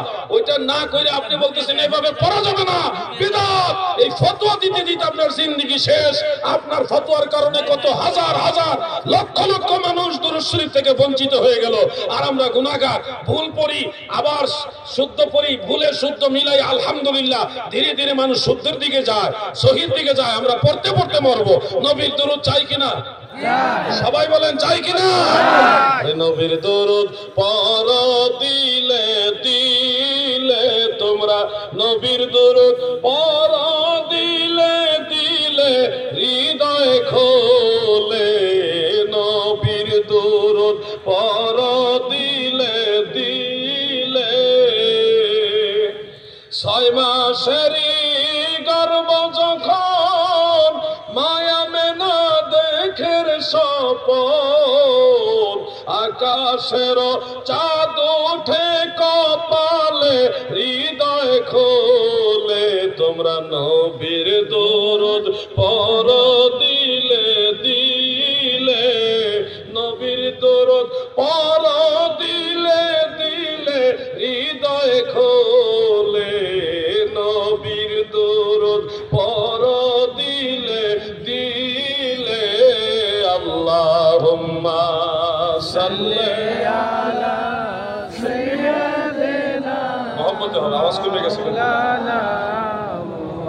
কিনা বাদশাহ তিব্বে হামিরির কথা মনে আছে না ভুলে গেছে আল্লাহর নবী হিজরত করে মক্কা থেকে মদিনা মুনাওয়ারায় গেলেন জশ্নে জুলুস হলো জশ্নে জুলুসের মাধ্যমে মদিনার সাহাবারা নবীজিকে রিসিভ করলেন কাসওয়া নামক উটের উপর আরোহণ করে হযরত আবু বকর সিদ্দিককে সঙ্গী বানাইয়া আমার নবী যখন মদিনা মুনাওয়ারায় প্রবেশ করলেন মদিনার মানুষ সবাই পাগল পারা হয়ে গেল সবাই বলতেছে ইয়া রাসূলুল্লাহ নবী গো আপনি আমার ঘরে ওঠেন আপনি আমার ঘরে থাকেন সবাই বলতেছে আপনি আমার ঘরে থাকেন একজন নবী সবার ঘরে এট এ টাইম ফিজিক্যালি যাবে এটা তো হয় না নবীজি বললেন একটা কাজ করি আমি রাসূলুল্লাহর উট লাগাম ছেড়ে দিব এই উট হাঁটতে হাঁটতে হাঁটতে হাঁটতে যার ঘরের দুয়ারে গিয়ে বসে যাবে আমি রাসূলুল্লাহ তার ঘরের মেহমান হব উটের লাগাম ছেড়ে দেওয়া হলো উট ঘুরে মদিনা শহরে এই দিক ওই দিক বড় দামি দামি ঘর আছে বিশাল সৌন্দর্যমণ্ডিত দরজা আছে কারো দুয়ারে গিয়া উট দাঁড়ায় না বড় বড় বিল্ডিং বড় বড় দামি নামি দামি ঘর কোন ঘরের দুয়ারে গিয়ে উট দাঁড়ায় না আমার দয়াল নবীর সেই উট হাঁটতে হাঁটতে হাঁটতে হাঁটতে ওই বাদশা তিব্বে হামিরির পরবর্তী 800 বছর পরের বংশধর হযরতে আবু আইয়ুব আনসারী রাদিয়াল্লাহু তাআলা আনহুর ঘরের দুয়ার মানে ওই যে 2 তলা ঘর বাদশা তিব্বে হামিরি বানায় গেছে ওই ঘরের দুয়ারে যাইয়া উট বসে গেছে আমার নবীজি সেই ঘরে ঢোকার সাথে সাথে বলে আবু আইয়ুব আনসারী গো আমার বাদশা তিব্বে হামিরির চিঠি আমি রাসূলের কাছে দাও 800 বছর আগে লিখে যাওয়া গোপন সে চিঠি ওই চিঠির কথা নবীজিকে কেউ বলে দেওয়া লাগে নাই আমার নবী নিজেই বললেন আমার বাদশা তিব্বে হামিরির চিঠিটি আমার কাছে দাও বাদশা তিব্বে হামিরির চিঠিটা আবু আইয়ুব আনসারী নবীজির কাছে এইভাবে দিলেন দেওয়ার পরে নবীজি বললেন তোমরা বাদশা তিব্বে হামিরিকে গালি দিও না লা তুসাব্বু তিব্বা ফাইন্নাহু ক্বাদ কানা আসলামা তোমরা বাদশা তিব্বে হামিরিকে গালি দিবে না অবশ্যই সে তোমাদের পূর্বে ইসলাম গ্রহণ করেছে সুবহানাল্লাহ এজন্য আমার নবীজিকে আগেও মানুষ চিনতো নবীজি দুনিয়াতে শুভাগমন করার আগেও মানুষ চিনতো এইজন্য আমরা ভাগ্যবান যে এমন নবীর উম্মত হইতে পারলাম আপনারা কি খুশি আখিরি পয়গম্বরের উম্মত হতে পেরে খুশি আরে জোরে বলেন খুশি আগের নবীর উম্মতেরা মারা গেলে কবরে সওয়াল জবাব হতো না মারা যাওয়ার আগে কে মুমিন কে বেঈমান চিহ্নিত হয়ে যেত মরার পরে শুরু হইতো ধুমধাম কিন্তু আমাদের মারা যাওয়ার পরে ছোট্ট একটা ইন্টারভিউর ব্যবস্থা হয়েছে আল্লাহর হাবিবের উসিলায় দুইজন ফেরেশতা পাঠায় 3টা প্রশ্ন করে 1 নম্বর প্রশ্ন মার রাব্বুকা বলেন আমাদের রব কে সবাই কইছে না দেখছেন আল্লাহ বলছে সবাই বলে না এইভাবে হাসরের ময়দানে কবরের মধ্যে বাছাই হয়ে যাবে আমি আবার প্রশ্ন করছি আমাদের রব কে আল্লাহ মা দিনুকা মানে তোমার ধর্ম কি আরে আজ বলো আমাদের ধর্ম কি 3 নম্বর প্রশ্ন হবে মা কুনতা তাকুলু ফি হাযার রাসূল আপনার সামনে দয়াল নবীজি হাজির হয়ে যাবে ইয়াকশিফুল মাইয়িত হাত্তা ইয়ারা আন-নবিয়্য সাল্লাল্লাহু আলাইহি ওয়াসাল্লাম আল্লাহর নবীজিকে দেখার জন্য চোখের পর্দা আমার আল্লাহ সরায়া দিবে আপনার চোখ দ্বারা সরাসরি মদিনা ওয়ালাকে দেখবে দয়াল নবীজির নূরানি চেহারা মোবারক দেখে দেখে ঈমানদাররা যারা মুমিন বান্দা তারা নবীজিকে চিনবে আপনারা বলেন নবীজিকে কবরে চিনতে চান কি না জোরে বলেন চান কি না তাহলে আগের থেকে চোখ পবিত্র রাখেন যে চোখ দিয়ে আল্লাহ রসুলকে দেখবেন এই চোখ দিয়ে এমন কিছু দেখবেন না যেটা আল্লাহ রসুল পছন্দ করে না নিজের বিচার যদি নিজে করেন জজ কোর্ট লাগবে না ম্যাজিস্ট্রেট লাগবে না বিচারক লাগবে না আমি এই চোখ দিয়ে আমার দয়াল নবীজিকে দেখব ওই নিয়ত করে আজ থেকেই এমন এমন জিনিস আছে যেগুলি আল্লাহ রসুল পছন্দ করে না, ওই জিনিসগুলি দেখা বাদ দিয়ে দেন, দেখবেন মদিনাওয়ালাকে দুনিয়াতেই দেখে মরতে পারবেন ইনশাআল্লাহ। আপনার জানাজায়, আপনি মারা গেলে আপনার জানাজায় আল্লাহ রসুল এসে শরীক হবে, আপনার কবরে এসে নবীজি দেখা দিবে, আপনাকে হাসরের ময়দানে তরাইয়া জান্নাতে নিয়ে যাবে। আপনার জন্য এখন আল্লাহর হাবিব রওজা মুবারক থেকে আল্লাহর কাছে ক্ষমা চায়, আপনার জন্য আল্লাহর কাছে দোয়া করতেছে। নবীজি আপনার জন্য আর কি করলে খুশি হবেন বলেন? কঠিন মুসিবতের সময় আল্লাহর হাবিব আপনাকে তরাইবেন, আপনাকে জান্নাত জাহান্নামের আগুন থেকে বাঁচাইয়া জান্নাতে নেবেন। আমাদের বাংলাদেশে একটা গজল বলে, নবী তরানে ওয়ালা, নবী বাঁচানে ওয়ালা। এটা বলার পরে ওয়াহাবি সম্প্রদায় তারা শিরিক শিরিক শিরিক শিরিক ফতোয়া দিল। কেন? যে নবী তরাবে, নবী তরানেওয়ালা, নবী বাঁচানেওয়ালা, বাঁচাবে আল্লাহ, তরাবে আল্লাহ, এই কথা বলে ফতোয়া দিলেন। এই বলদের গোষ্ঠী বুঝে না, বুঝে না যে হাসরের ময়দানে শাফাআতে কুবরার মালিক, সবচেয়ে বড় শাফাআত করেনেওয়ালা, আল্লাহ প্রদত্ত সম্মানে সম্মানিত হয়ে সব গুনাহগার পাপী তাপীদেরকে তরাইয়া শাফাআতি লি আহলিল কাবাইর মিন উম্মতি, উম্মতের বড় বড় গুনাহগারদেরকে শাফাআত করে করে আল্লাহর নবী তরাইয়া জান্নাতে নেবে। ঠিক আছে? আমার শাফাআতের কান্ডারি মদিনাওয়ালা, আমার শাফাআতের কান্ডারি রাসূলুল্লাহ। আমি নবীজিকে মিন করে বলছি, এটা আলা হযরতের থেকে নেবেন না। আমি নবীজিকে ইয়া মুহাম্মদ বলি না, আমি বলি আলা হযরত মুস্তাফা নবী সাল্লাল্লাহু আলা, আলা হযরত মুস্তাফা নবী সাল্লাল্লাহু। লফজান অনেক শব্দ এক এক সময় এক এক অর্থ দেয়। যেমন মাওলানা, এটা আল্লাহর ক্ষেত্রে ব্যবহার হয়। আনতা মাওলানা ফানসুরনা আলাল কওমিল কাফিরিন, কওমে কাফেরের উপর আমাদেরকে সাহায্য করেন। কাকে বলছেন? আনতা মাওলানা, আল্লাহকে বলছেন মাওলানা। আবার নবীজিও আল্লাহুম্মা সাল্লি আলা সাইয়্যিদিনা ওয়া মাওলানা মুহাম্মদ, নবীজিও মাওলানা। আবার শেরে খোদা হযরত আলী ও মাওলানা, হযরত যায়েদ রাদিয়াল্লাহু আনহু তিনিও মাওলানা। ওয়াজ করবেন আল্লামা মাওলানা মুফতি জুবায়ের আহমদ সাহেব, তিনিও মাওলানা। বলেন তো সব আলেমদের ক্ষেত্রে মাওলানা। এই যে মাওলানা শব্দটা আল্লাহর ক্ষেত্র হয়, নবীজির ক্ষেত্র হয়, সাহাবীদের ক্ষেত্র হয়, আলেমদের ক্ষেত্র হয়। এই সব, এই যে শব্দটা এত জায়গায় ব্যবহার হয়েছে, সব জায়গায় কিন্তু এক অর্থে না। আল্লাহর বেলায় এক অর্থ, নবীর বেলায় আরেক অর্থ, আলেমদের বেলায় আরেক অর্থ। এটা যেমন একই শব্দ কিন্তু অর্থগতভাবে জায়গায় জায়গায় বেশ কম আছে। আল্লাহ তাআলা মুমিন, নবীজির একটা সিফতি নাম হলো মুমিন, আমিও মুমিন, বেশ কম আছে না নাই? ঠিক তেমনি ভাবে আলা হযরত বললে এটা আলা হযরত আহমদ রেজা খান ফাজিল বেরলভীকে বোঝায়। কিন্তু আমি যদি খাস করে নবীজিকে ইয়া মুহাম্মদ বলে সম্বোধন না করে নবীজিকে তাজিমান বলি আলা হযরত, সেটাও এখানে এক বুঝাবে না, মর্যাদা বেশ কম বুঝাবে।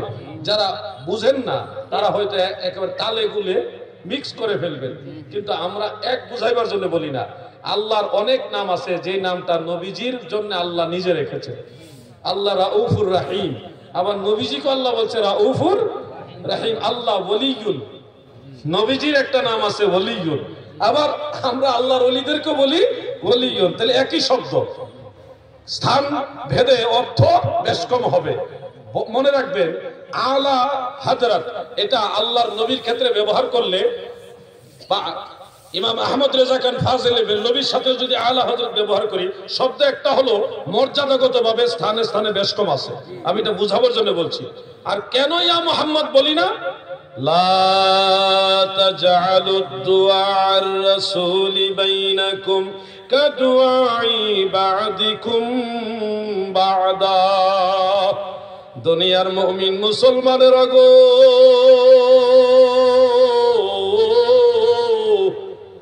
তোমরা একে অপরকে যেইভাবে সম্বোধন করো আমার রাসূলের বেলায় ওইভাবে সম্বোধন করো না। মুফাসসিরিনে কেরাম বলেছেন লা তাদউ বিইসমি ফাতাকুল ইয়া মুহাম্মদ ওয়ালা বিকুনিয়াতি ফাতাকুল ইয়া আবাল কাসিম বাল ইয়াদউ বিত্তাযীম ওয়াত তাকরীম ওয়াত তাওকীর ইয়া রাসূলুল্লাহ ইয়া নবিয়াল্লাহ ইয়া হাবিবাল্লাহ ইয়া ইমামাল হারামাইন ইয়া রাহমাতাল লিল আলামিন। আমার নবীর নাম লইয়া ডাইকো না ইয়া মুহাম্মদ বলে ডেকো না, আমার নবীর উপনাম লইয়া ডাইকো না ইয়া আবাল কাসিম এইভাবে ডেকো না, আমার নবীকে মহব্বতের সাথে তাজিম সম্মানের সাথে এইভাবে ডাকো ইয়া রাসূলুল্লাহ ইয়া হাবিবাল্লাহ ইয়া রাসূলুল্লাহ ইয়া হাবিবাল্লাহ। আমার মৌতের নিদান কালে থাকিও নবীজি আমার শিয়রে, আমার মৌতের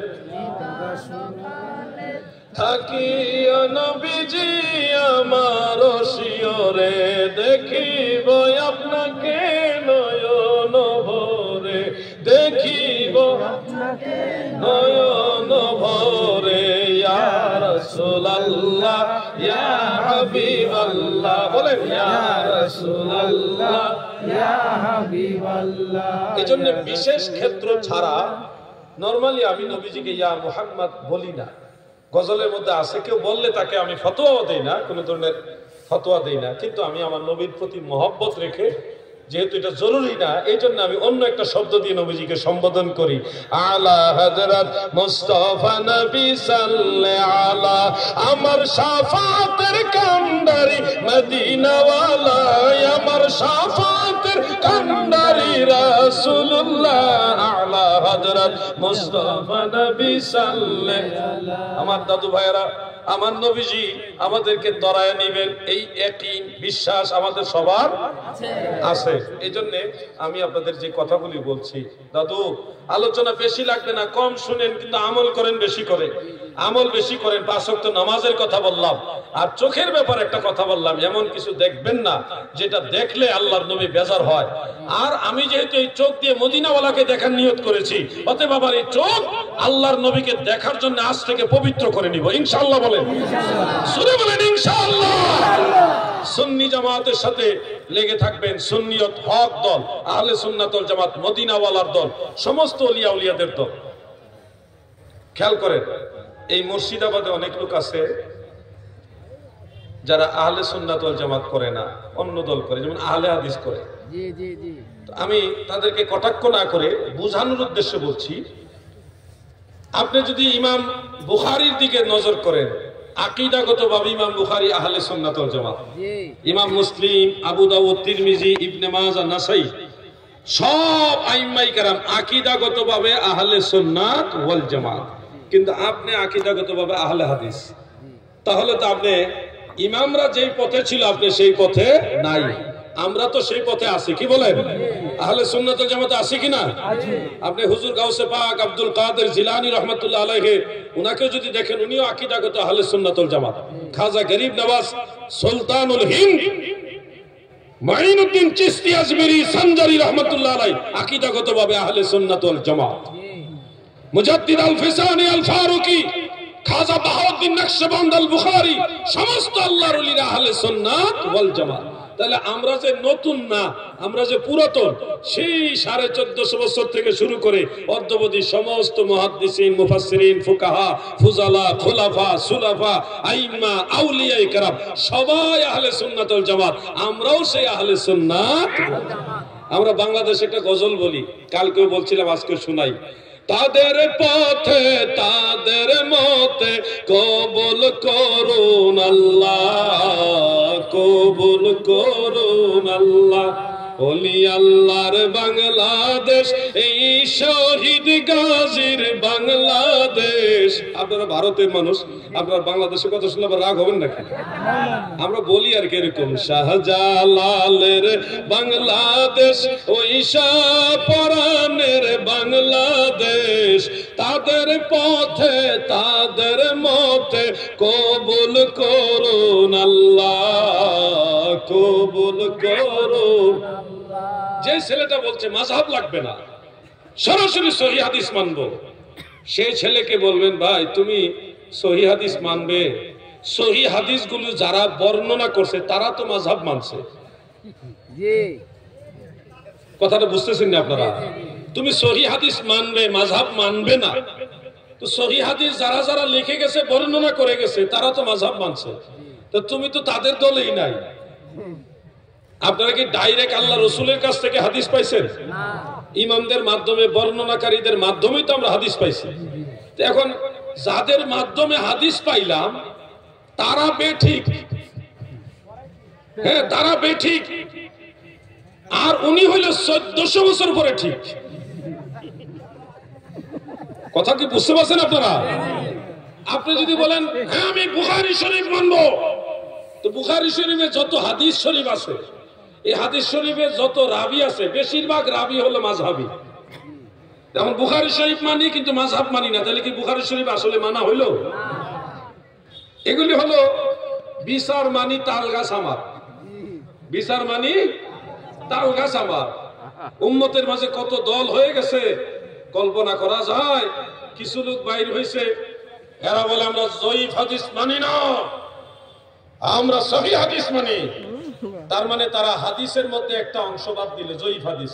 অথচ পূর্বের সমস্ত মুহাদ্দিসিনে কেরাম ইজমা করেছেন, ঐকমত্য পোষণ করেছেন, আদ-দাঈফু ইউমালু বিহি ফিল ফাদাইল বিল ইত্তেফাক, সর্বসম্মতিক্রমে ফাজাইলের ক্ষেত্রে দাঈফ সনদের হাদিস গ্রহণযোগ্য। তো তারা প্রথমে একটা অংশ বাদ দিল, শুধু সহিহ হাদিস মানবে, জয়ীফ হাদিস বাদ। এরপর আরেক দল বাইর হইছে, আরেক দল, তারা বলতেছে আমরা হাদিসই মানি না, আমরা আলে কোরআন, আমরা শুধু কোরআন মানি। তাহলে দেখেন ভেজালগুলি কোথায়? একদল আইছে হাদিস মানে কিন্তু জয়ীফ হাদিস মানে না, শুধু সহিহ হাদিস আছে। আরেক দল বলতেছে পুরা হাদিস শরীফই মানে না, করে 300-400 বছর পরে আসছে, এটা মানা যাবে না। এবার আপনি খেয়াল করেন, এদিকে তাকা। আরে কথা বললে তো ওইদিকে মানুষ তাকায় ফেলে, এদিকে তাকা। আপনারা কষ্ট হইতেছে বেশি নাকি? এদিকে তাকান, সবাই এদিকে খেয়াল করেন।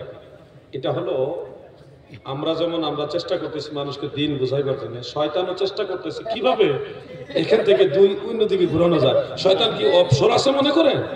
শয়তানের ডিউটি সে পাগল পারা হয়ে গেছে। আরে এত মানুষ বসা হ্যাঁ ইসলামের কথা শুনে ফেলতেছে, আরে আমার ডিউটি শেষ রে।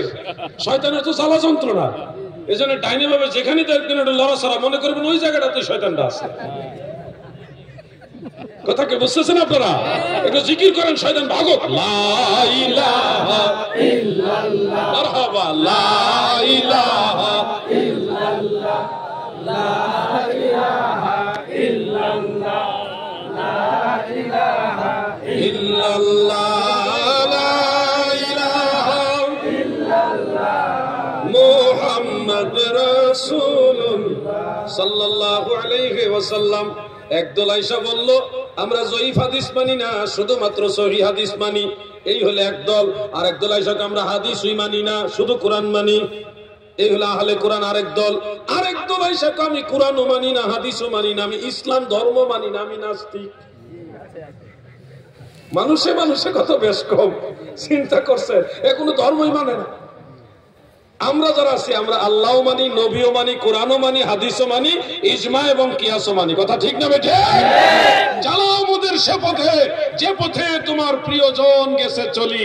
ইহদিনাস সিরাতাল মুস্তাকিম, পড়েন ইহদিনাস সিরাতাল মুস্তাকিম সিরাতাল লাযিনা আন'আমতা আলাইহিম। যারা পড়ছেন না আপনারা ডাইনে ভাবে খেয়াল করেন, মনে হয় সূরা ফাতিহা পারে না, যে পড়েন একটু খেয়াল করবেন। ইহদিনাস সিরাতাল মুস্তাকিম সিরাতাল লাযিনা আন'আমতা আলাইহিম। পড়ছেন নি সবাই? আরেকবার পড়েন ইহদিনাস সিরাতাল মুস্তাকিম সিরাতাল লাযিনা আন'আমতা আলাইহিম। এটার অর্থ হলো এই, আমার আল্লাহর কাছে আপনি নামাজে বলতেছেন আল্লাহ আমাদেরকে সরল সঠিক পথে পরিচালিত করুন, যেই পথে আপনার নিয়ামত প্রাপ্ত বান্দারা পরিচালিত হয়েছে। আল্লাহ আমাদেরকে ওই পথে চালান যেই পথে আপনার ওলিরা গেছে। অর্থাৎ আল্লাহ ওলিদের পথে চলার জন্য প্রত্যেক নামাজে প্রতি রাকাতে রাকাতে মহান আল্লাহ তাআলার কাছে আপনি দোয়া করতেছেন। এই জন্য ওলি আল্লাহদের পথে যারা আছে তারাই সঠিক, পূর্বের আইম্মায়ে কেরামের পথে যারা আছে তারা সঠিক। দলিল কি? সূরা ফাতিহা। বলেন দলিল কি? সূরা ফাতিহা। ওয়াহাবি নজদি লামাযহাবিরা সূরা ফাতিহা মানে না। নামাজের ভিতরে একটা গন্ডগোল লাগাই দিছে, ইমাম সাহেবের সাথে ইমামের পিছনেও সূরা ফাতিহা পড়তে হবে। কি একটা মুসিবতে আইসা পড়ছে। একজনে ফাউ দিয়ে ঠেলে, ফাউ দিয়ে আরেকজনে ফাউ ঠেলে, তোমার পুরোপুরি মানুষের ফাউ লাগে, ফাউ লাগে। আরেকজন আঙ্গুলিতা করে তাসাউদের মধ্যে, এর আঙ্গুলের মধ্যে শয়তান বসে তাহলে লারা। একটা মানুষ যদি পাশে এভাবে আঙ্গুল লাড়ায়, তার না পাশের মুসল্লি নামাজে মনোযোগ থাকবো? তো এই আঙ্গুল লাড়াকে তার আঙ্গুলে মনে মশা কামড় দিচ্ছে, তার আঙ্গুলের মধ্যে ঠাডা পড়ছে। ঠাডা বোঝেন? এই যে একটা যন্ত্রণা শুরু হয়েছে এইভাবে। এর স্টাইল দেখলে কেমন যেন ভয় লাগে, যে কি স্টাইল। মানুষ মারামারি করার জন্য না এইভাবে দাঁড়া, এইভাবে যে একটা দাঁড়াইছে, কি নামাজ পড়তে দাঁড়াইছে নাকি স্টাইল? স্টাইল দেখলে তো কেমন কেমন লাগে। একটু পরে এটা করে, আর এটা করে কি জন্য? আবার কোনো সমস্যা হইল কিনা? নামাজের ভিতরে একটা টেনশন, কি একটা মুসিবত। আমি কারোর জন্য বলছি না, আমি বোঝানোর জন্য বলছি। একটা মাসালা মনোযোগ দিয়ে শুনবেন। আমরা ইমাম সাহেবের পিছনে সূরা ফাতিহা পড়ি না। যারা মনে করেন ইমামের পিছনে সূরা ফাতিহা পড়তেই হবে, তাদেরকে আমি স্মরণ করাই দিচ্ছি, শোনো ভাই, শুধু একটা হাদিস দিয়া মাসালা হয় না। মাসআলা সাবিত করতে হলে এই বিষয়ে যত আগের পরের যত হাদিস আছে সব রিসার্চ করতে হবে তোমাকে, তারপরে ফয়সালা দিতে হবে। আমরা যারা দেখি যারা নামাজে ইমামের পিছনে সূরা ফাতিহার পক্ষে, তাদের মেইন দলিল হলো লা সালাতা ইল্লা বিফাতিহাতিল কিতাব, মানে সূরা ফাতিহা ছাড়া নামাজ হবে না। ওই হাদিসের উপর ওনারা ডিপেন্ড করে বসে বলতেছে ইমাম মুসল্লি সবাই সূরা ফাতিহা পড়তে হবে। মুর্শিদাবাদের নবীর প্রেমিকারা শোনো,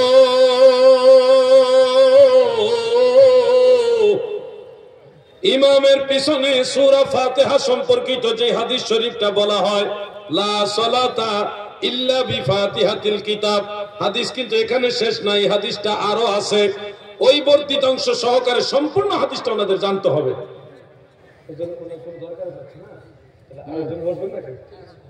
আচ্ছা, আমার দাদু ভাইরা খুব মনোযোগ। লা সালাতা ইল্লা বিফাতিহাতিল কিতাব, এই হাদিসটার আরেকটা অংশ বর্ধিত অংশ আছে।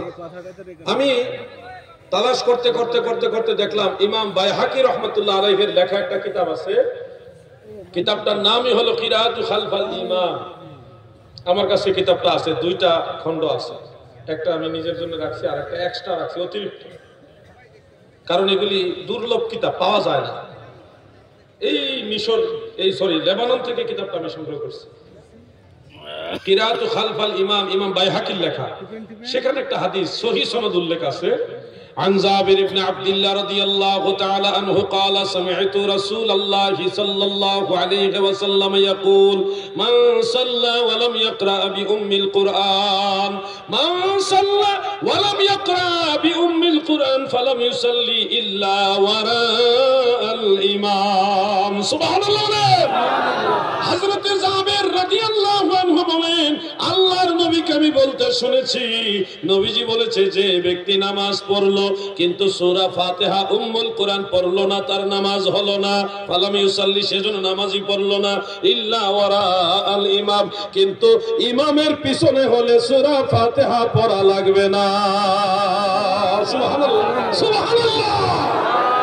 তাহলে ফয়সালা এই মাসআলা দিয়েছেন স্বয়ং রাহমাতুল লিল আলামিন। আমাদের দয়াল নবী বলেছেন ইমামের পিছনে হইলে সূরা ফাতিহা লাগবে না। তাহলে হাদিস একটা পড়ে সিদ্ধান্ত নেওয়া যাবে না, লা সালাতা ইল্লা বিফাতিহাতিল কিতাব, শুধু এটুকু পড়েই একটা ফয়সালা দিলে হবে না।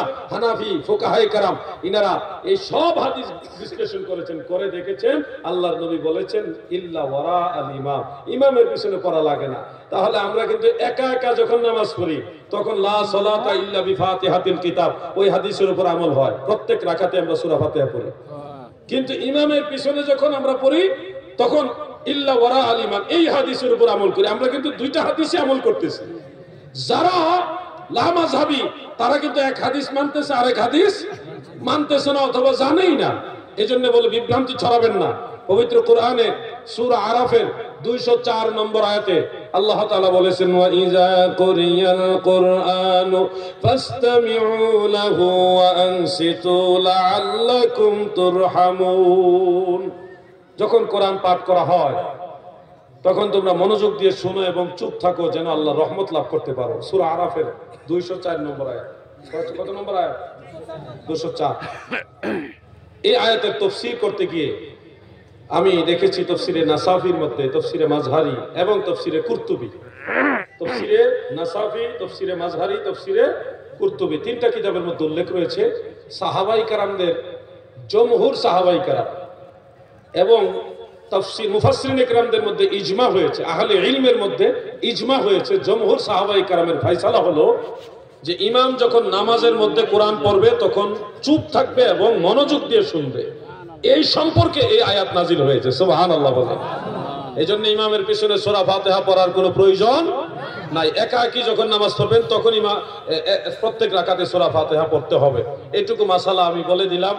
আল্লাহ চাহে তো আপনারা দীর্ঘ সময় যে আদব প্রদর্শন করে যে মায়া মহব্বত দেখে বসে আলোচনা শুনছেন, নিঃসন্দেহে এটা প্রশংসার দাবিদার। আল্লাহ আপনাদের সবার হাজিরা কবুল করুক, বলেন আমিন। আমি আর আপনাদের বেশি লম্বা আলোচনা দিয়ে বিরক্ত করতে চাই না। যদি হায়াতে বেঁচে থেকে আবার দেখা হবে ইনশাআল্লাহ, আর যদি মারা যায় হাসরের ময়দানে দয়াল নবীজির কদম মুবারকের কিনারে দেখা হবে ইনশাআল্লাহ। মিলেমিশে থাকবেন, ঐক্যবদ্ধ থাকবেন। ফিকহি মাসালায়, ফুরুই মাসালায় যদি ইখতিলাফ থাকে তারপরও আকীদা কেন্দ্রিক সবাই ঐক্যবদ্ধ থাকবেন। পীর আপনার একজন, আমার আরেকজন, পীর যার যার, সুন্নিয়ত সবার। আমরা সব পীরের মুরিদানরা যারা সুন্নি আকীদায় বিশ্বাসী, আমরা সবাই এক। বলেন আমরা সবাই এক, জোরে বলেন আমরা সবাই এক। মিলেমিশে থাকবেন, প্রত্যেকটা কথা আমল করার চেষ্টা করবেন। আল্লাহ আপনাদের তৌফিক দান করেন, আমিন। আজকের মতো আলোচনা এখানে শেষ। আর কোন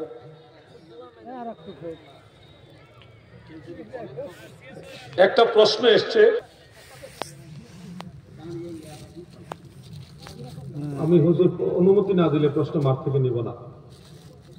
দাঁড়িয়ে নবীজিকে ইয়া নবী সালাম আলাইকা বলা যাবে কিনা? তাসলিমা, এই আয়াত যখন নাজিল হইল আল্লাহ আদেশ দিল যেইভাবে তাজিম করে নবীজিকে সালাম দেওয়া দরকার ওইভাবে তাজিম করে নবীকে সালাম দাও। আমার আল্লাহর আদেশ পাওয়ার সাথে সাথে আমি কাব ইবনে উজরা নবীজির সামনে দাঁড়াইয়া আল্লাহর নবীকে সালাম দিলাম। সুবহানাল্লাহ। অতএব নবীজির প্রতি তাজিম প্রদর্শনার্থে দাঁড়িয়ে দাঁড়িয়ে নবীজিকে সালাম দেওয়া সুন্নতে সাহাবা। কেউ যদি মনে করেন জিয়াদি ভাই এটাকে আসলে হাদিসে আসেনি, সহিহ হাদিস নেই, আমি বলবো আসেন আমি দেখাবো আপনাকে, ভাই হিসেবে ভালোবেসে দেখাবো, কোনো ঝগড়া না। আপনার কিতাবটা নিয়ে আসেন তাফসীরে তাবারি, আমি ওটা থেকে বের করে দেখাবো, নিয়ে আসেন। আর যদি কিতাব না থাকে অনলাইনের সুবিধায় আমি গুগল থেকে কিতাব বের করলে দেখাবো, আপনি আসেন, কিন্তু ঝগড়া করবেন না। এখানে একটা প্রশ্ন দাঁড়ায় যে হুজুর সাহাবী তো নবীজিকে দেখে দেখে দাঁড়িয়েছে, না দেখে নবীজিকে দাঁড়ানো অবস্থায় সালাম দেওয়া যাবে কিনা, এই প্রশ্নটা দাঁড়াতে পারে। আমি বলবো হ্যাঁ দেওয়া যাবে, না দেখলেও দাঁড়িয়ে আল্লাহ রসুলকে সালাম দেওয়া যাবে। তার দলিল হলো আবু দাউদ, তিরমিজি, ইবনে মাজাহ, নাসাই, মিশকাত, আরো বহু কিতাবে হাদিস, 10 জন সাহাবী থেকে হাদিসটা আছে। নবী আকরাম সাল্লাল্লাহু আলাইহি সাল্লাম বলেছেন ইজা দাখালা আহাদুকুমুল মাসজিদা ফালইউসাল্লিম আলান নবী সাল্লাল্লাহু আলাইহি সাল্লাম, তোমাদের মধ্যে কেউ যখন মসজিদে প্রবেশ করবে তখন আল্লাহর নবীকে, তোমাদের নবীর উপরে সালাম দেবে, এরপরে মসজিদে প্রবেশের দোয়া পড়বে। বলুন এই ভারতবর্ষে, এই পশ্চিমবঙ্গে আপনারা যারা মসজিদে প্রবেশ করেন তখন নবীজিকে সালাম দেওয়ার সময় নবীজিকে দেখে দেখে দিবেন না না দেখেই দিবেন? এই জন্য বোঝা যায় নবীজিকে না দেখলেও দণ্ডায়মান অবস্থায় সালাম দেওয়া যাবে। ভাই আমার, কবরস্থানের পাশে গিয়ে আপনারা সালাম দেন না? কিভাবে সালাম দেন বলেন তো একটু? আসসালামু আলাইকুম ইয়া আহলাল কুবুর, তাই না? এখানে ইয়া হরফে নেদা সহকারে কিন্তু আপনি বলতেছেন, সম্বোধন করে ডাক দিয়ে বলতেছেন, হে কবরবাসী তোমাদের উপর আমার সালাম। আপনারা নিশ্চয় জানেন মানুষ মারা গেলে বিশেষ কিছু আল্লাহর খাস বান্দা ব্যতীত আর কেউ কবরে থাকে না। যারা মুমিন বান্দা তারা ইল্লিনে চলে যায়, ওই সপ্তম আসমানের উপরে, আর যারা বেঈমান তারা জমিনের তলদেশে সিজ্জিনে চলে যায়। কেউ কিন্তু কবরে নাই, কবরে ডেড বডি। কিন্তু এখানে দাঁড়িয়ে তাদেরকে দেখেনও না, তারা এখানে উপস্থিত নাই, তাদের রুহু চলে গেছে উপরে বা নিচে, উপস্থিত নাই, তাদেরকে দেখেনও না। না দেখা সত্ত্বেও কবরস্থানে কিনারে দাঁড়িয়ে ইয়া হরফে নেদা সহকারে ইয়া আহলাল কুবুর বলছেন, দাদু আপনার এলাকার একজন সাধারণ মুসলমান সে মারা গেছে, সাধারণ মুসলমানদের কবরস্থানের কিনারে দাঁড়ায়া না দেখে যদি তাদেরকে সালাম দেওয়া যায়, রাহমাতুল্লিল আলামিনকে না দেখে আরো বেশি সালাম দেওয়া যাবে। ঠিক না ঠিক?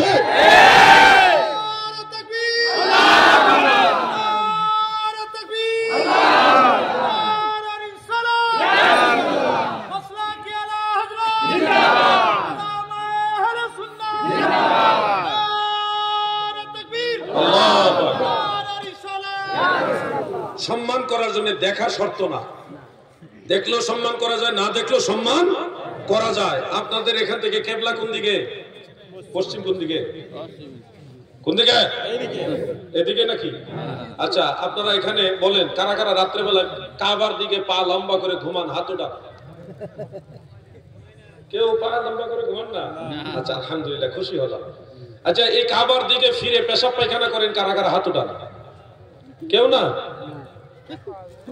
আমরা তো কাবার দিকে জেনে শুনে থুতুও ফেলি না, কাবাকে তাজিম করি। কেন? আল্লাহ বলেছেন ওয়ামাই ইউআযযিম শাআইরাল্লাহ ফাইন্নাহা মিন তাকওয়াল কুলুব।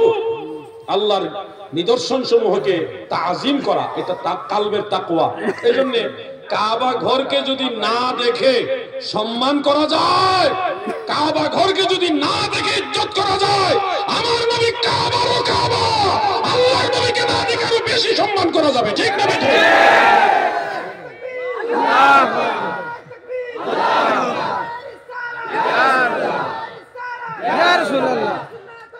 জিন্দাবাদ জিন্দাবাদ। আমার ভাইরা, তাহলে ক্লিয়ার যে দেখলেও তাজিম করা যায়, না দেখেও তাজিম করা যায়।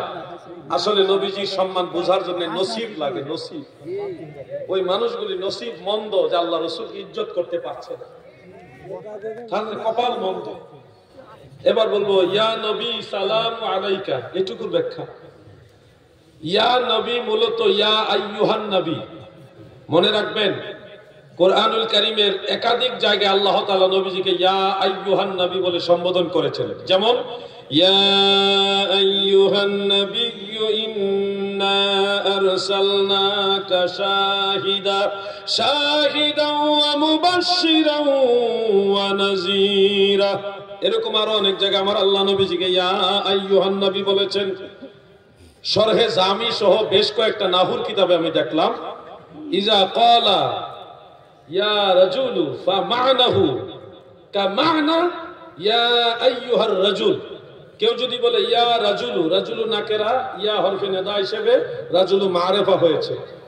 তো কোন নাকেরা শব্দকে যদি কেউ হরফে নেদা দিয়ে সম্বোধন করে ইয়া রাজুলু বলে, এটার মানা হয় কা মানা ইয়া আইয়ুহার রাজুল। ঠিক এই কায়দায় কেউ যদি বলে ইয়া নবী, এটার মানা হবে ইয়া আইয়ুহান নবী। কেউ যদি বলে ইয়া রাসূল, এটার মানা হবে ইয়া আইয়ুহার রাসূল। এই জন্য ইয়া নবী আসল মে ইয়া আইয়ুহান নবী হয়। আমার নবীজিকে ইয়া নবী বলে ডাকলে এটা পবিত্র কোরআনের ইয়া আইয়ুহান নবী দ্বারা প্রমাণ হয়ে যায়। সুবহানাল্লাহ। এখন যে বলবে ইয়া নবী কোরআনেও নাই হাদিসেও নাই, সে আসলে নাহু বুঝে না, গ্রামার বুঝে না, আন্তর্জাতিক ক্ষতি সম্পন্ন বক্তা। তাহলে ইয়া নবী, আমার কথা হলো ভাই, ইয়া নবী যদি তোমার বলতে খারাপ লাগে তাহলে আসসালাতু ওয়াসসালামু আলাইকা ইয়া রাসূলুল্লাহ অমনি বলো। তুমি যেমনে পারো অমনি দাঁড়ায় সালাম দাও। সালাম তো দিবা, তুমি তো এমনেও দাও না অমনেও দাও না, তুমি তো কোনোভাবেই নবীজিকে সালাম দেওয়ার পক্ষে না, আবার বিরোধিতা করার পক্ষে। তাহলে তুমি তো আমল নষ্টকারী, শয়তানের একটু দালালি করা হচ্ছে শয়তানের, তাই না? আপনি তো নিজেই আমল করেন না, কোনোভাবেই করেন না, তো ইয়া নবী খুঁজে লাভ কি আপনার? হ্যাঁ, আপনার ইয়া নবী ভালো লাগে না, ইয়া আইয়ুহান নবী আসসালামু আলাইকুম নবী বলেন, বলেনই তো না, কোনোভাবেই তো নবীজিকে সালাম দিচ্ছেন না, তাহলে আপনি ইয়া নবী দলিল খুঁজে লাভ কি? আল্লাহ যেন ওই ভাইদের বোঝার মতো জ্ঞান দান করে। বলেন আমিন। সবাই বলেন আমিন। আপনাদের এই পশ্চিমবঙ্গে একটা ভুটকা মৌলবী আছে, ভুটকা মানে মোটা মৌলবী আর কি, নাম বলবো না, মাঝে মধ্যে আলা হযরতের ব্যাপারে উল্টা পাল্টা কথা বলে। নাম বললে ভাইরাল হয়ে যাবে রাতারাতি, এই জন্য নাম বলা যাবে না, যার তার নাম এই জবানে আনা যাবে না। আমরা নবীর গোলাম, এই জবানে এই সমস্ত লোকের নাম মানায় না।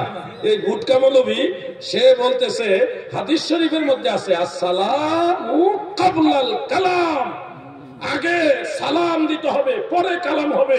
অতএব আগে ইয়া নবী তারপরে সালামু আলাইকা বলা যাবে না, আগে সালাম তারপরে ইয়া নবী বলতে হবে। হাদিসের উল্টা আমল করছে। আরে ভাই বুটকা, তুমি এক হাদিস পড়েছো, তার ওইটা সহি হাদিস না। আসসালামু কাবলাল কালাম হাযা হাদিসুন মুনকার। ইমাম তিরমিজি বলেছে এটা মুনকার সনদের হাদিস, আর সহি সনদের হাদিস নাসাই শরীফের মধ্যে উল্লেখ। عن ابي سعيد الخدري رضي الله تعالى عنه قال قلنا يا رسول الله السلام عليك سبحان الله। আবু সাঈদ খুদরি বলেন কুলনা, আমরা সব সাহাবারা বলতাম ইয়া রাসূলুল্লাহ আগে সম্বোধন, এরপরে আসসালামু আলাইকা সালাম, আগে সম্বোধন পরে সালাম। আমরাও কিয়ামের মধ্যে দাঁড়ায়া ইয়া নবী আগে সম্বোধন সালামু আলাইকা পরে সালাম দেই। আমাদের সালাম ওয়াহাবীদের সাথে না মিললেও সাহাবীদের সাথে মিলে। বুঝছো, এটা আমাদের বাংলাদেশে ময়মনসিংহ একটা জেলা আছে, ওই এলাকার মানুষের সুর, তারা বলার সময় সুর টেনে টেনে বলে, বুঝছো। এই জন্য আপনাদের ওইভাবে জিজ্ঞাসা করলাম। হুজুর আর প্রশ্ন আছে?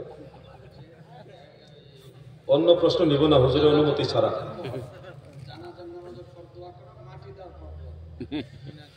জানাজার নামাজের পর দোয়া এবং দাফন করার পরে দোয়া। দাফন করার পরে দোয়া করা সুন্নত, জানাজার পরে দোয়া করা মুস্তাহাব। দাফন করার পরে হাত তুলে দোয়া আল্লাহ রাসূল সাল্লাল্লাহু আলাইহি ওয়াসাল্লাম নিজে করেছেন। এই মর্মে মুসনাদু বাজ্জারের মধ্যে সরাসরি হাদিস আছে। আর ইবনে মাজাহ শরীফে হাত তোলার কথা নাই। ইজা ফারাগা মিন দাফনিল মাইয়িত, তোমরা যখন মাইয়িতের দাফনের কাছ থেকে ফারেগ হবে তখন তার কাছে অবস্থান করবে এবং তার জন্য মাগফিরা ইস্তিগফারু লি আখিকুম, এটা অন্যান্য কিতাবে এভাবে আছে, তোমরা তোমাদের ভাইয়ের জন্য মাগফিরাত কামনা করবে। কিন্তু হাত তোলার কথা সেখানে নাই। মুসনাদু বাজ্জারের মধ্যে আছে, হযরত আব্দুল্লাহ ইবনে মাসউদ রাদিয়াল্লাহু আনহু বর্ণনা করেছেন রাসূল আকরাম সাল্লাল্লাহু আলাইহি সাল্লাম লাশ দাফন করার পরে রাফা ইয়াদাইহি, দুই হাত উঁচা করতেন, এরপরে দোয়া করতেন। সুবহানাল্লাহ বলেন। এজন্য দাফন করার পরে হাত তুলে দোয়া করা সুন্নতে রাসূল সাল্লাল্লাহু আলাইহি সাল্লাম। জানাজার পরে দোয়া করা মুস্তাহাব, এটা বিভিন্ন ভাবে প্রমাণিত, আল্লাহ রাসূল এবং সাহাবায়ে কেরাম থেকে প্রমাণিত রয়েছে। যেমন একটা হাদিস, প্রসিদ্ধ হাদিস, এটা ইমাম বাইহাকির দালাইলুন নবুয়তের মধ্যে সনদ সহকারে আছে। আর সবচেয়ে সুন্দর ইমাম বুখারীর উস্তাদ ইমাম মুহাম্মদ ইবনে সাদ রাহমাতুল্লাহ আলাইহির তাবাকাতুল কুবরা, সেই কিতাবের মধ্যে উল্লেখ আছে। আলহামদুলিল্লাহ, যতগুলি কিতাবের নাম বলি সবগুলি কিতাব আমার কাছে মওজুদ আছে। আলহামদুলিল্লাহ, আমার জীবনে সবচেয়ে বেশি পরিশ্রম করেছি কিতাব সংগ্রহ করার পিছনে। কত লক্ষ বললে হবে না, কোটি কোটি টাকার কিতাব আমি সংগ্রহ করেছি। আলহামদুলিল্লাহ, এক একটা মানুষের এক একটা নেশা থাকে। আল্লাহ আমার একটা নেশা দিছে কিতাবে। সারা পৃথিবীর যেখানে কিতাবের সন্ধান পাবো ওখান থেকে কিতাব কিভাবে আনা যায়, ওই ধান্দা, ওই টেনশন আল্লাহ আমার মাথায় সেট করে দিছে আলাদা। এজন্য তাবাকাতুল কুবরা ইবনে সাদ, সেই কিতাবের মধ্যে হাদিসটা সনদ সহকারে উল্লেখ রয়েছে। ইমাম বুখারীর সহিহ গ্রন্থের সরা উমদাতুল কারির মধ্যে হাদিসটা উল্লেখ আছে। মিশকাতের সরা মিরকাতেও আছে, আরো বহু কিতাবে হাদিসটা রয়েছে। লাম্মা ইলতাকান নাসু বিমুতা জালাসা রাসূলুল্লাহ সাল্লাল্লাহু আলাইহি ওয়াসাল্লাম আলাল মিম্বারে, যখন মুতার যুদ্ধ সংগঠিত হচ্ছে ওই সামদেশে নবীজি মসজিদে নববীর মিম্বর শরীফের মধ্যে আরোহণ করলেন। ফাকুশিবা লাহু মা বাইনাহু ওয়া বাইনা শাম, নবী করিম সাল্লাল্লাহু আলাইহি সাল্লাম এবং শাম দেশের মাঝে দূরত্বের পর্দা আল্লাহ সরাই দিলেন। ফলে যুদ্ধের ময়দানে কে কি করছেন সব নবীজি নিজের চোখে দেখতেছেন। সুবহানাল্লাহ। এক পর্যায়ে নবীজি বলেন, আমার ভাই জাফর শহীদ হয়ে গেছে।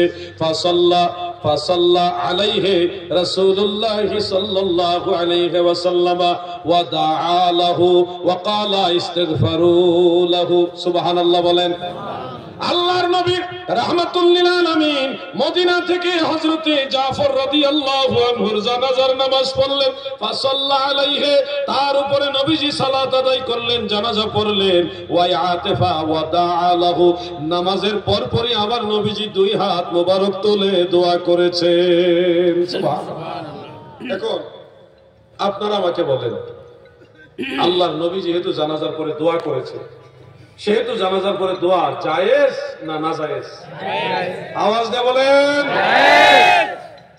যারা বলবেন জানাজার পরে দোয়া করা যাবে না, আপনারা দয়া করে একটা জয়ীফ হাদিস আমাদের শোনান।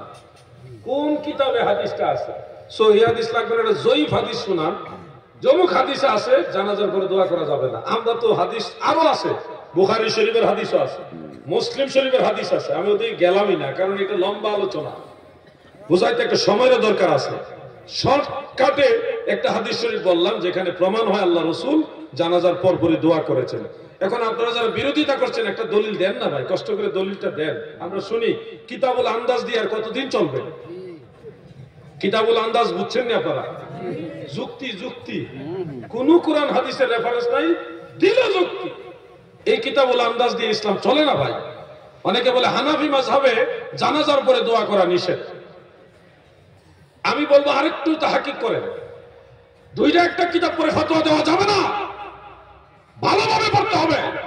হানাফি মাযহাবের কোন কোন কিতাবে আছে, ফতোয়ায়ে সিরাজিয়া সহ আরো কয়েকটা কিতাবে আছে, লা তাকুমু লিদ-দুআই বা'দা সালাতিল জানাজা বা লা ইয়াদউ বা'দা তাসলিম, খুলাসাতুল আহকাম, এরকম কয়েকটা কিতাবের মধ্যে আছে জানাজার পরে দোয়ার জন্য দাঁড়াবে না, বা জানাজার পরে জানাজার সালামের পরে দোয়া নেই। এই ধরনের কিছু ফতোয়া হানাফি মাযহাবের ইমামদের কিতাবের মধ্যে আছে, আমরা জানি। কিন্তু আপনি ওটুকু জানেন না, ফতোয়া বাহরুর রায়কের মধ্যে আছে। ইমাম কাজী খান রাহমাতুল্লাহ আলাইহির সমসাময়িক একজন মুজতাহিদ ইমাম ফাদলি রাহমাতুল্লাহ আলাইহি তিনি বলেছেন, বা'দাত তাসলিম, নামাজের জানাজার সালামের পরে দোয়া করা লা বাসা বিহি, কোনো অসুবিধা নাই, জায়েজ। আপনি ওইটা পড়ছেন কিন্তু এটা পড়েন নাই, এই জন্য আপনার সমস্যা হয়েছে। ফিকহের মাসালার একটা উসুল আছে, কোন মাসআলায় যদি একাধিক মত থাকে, কেউ বলছে জায়েজ, কেউ বলছে মাকরুহ, কেউ বলছে হারাম, একাধিক মত আছে, কোনটার মধ্যে ফিকহের ফতোয়ার পরিভাষা প্রয়োগ হয় নাই। ওয়া হুয়াস সহিহ ওয়া হুয়াল আসাহ ওয়া হুয়াল মুখতার, হ্যাঁ, বিহি ইউফতা অথবা আলাইহিল ফাতওয়া বিহি নাখুযু, এই ধরনের শব্দ, ওয়া হুয়াল আহওয়াত ওয়া হুয়াল মু'তামাদ, এই শব্দগুলি থাকলে ওয়া হুয়াল আওলা, ফিকহের পরিভাষায় এই ধরনের শব্দ প্রয়োগের মাধ্যমে কোন মাসালাকে প্রাধান্য দেওয়া হয়নি, ফতোয়া প্রয়োগ করা হয়নি। এরকম ইখতিলাফ পূর্ণ কয়েকটা মাসালা যদি থাকে, তাহলে যে কোনো একটা মাসালার উপর আমল করা জায়েজ।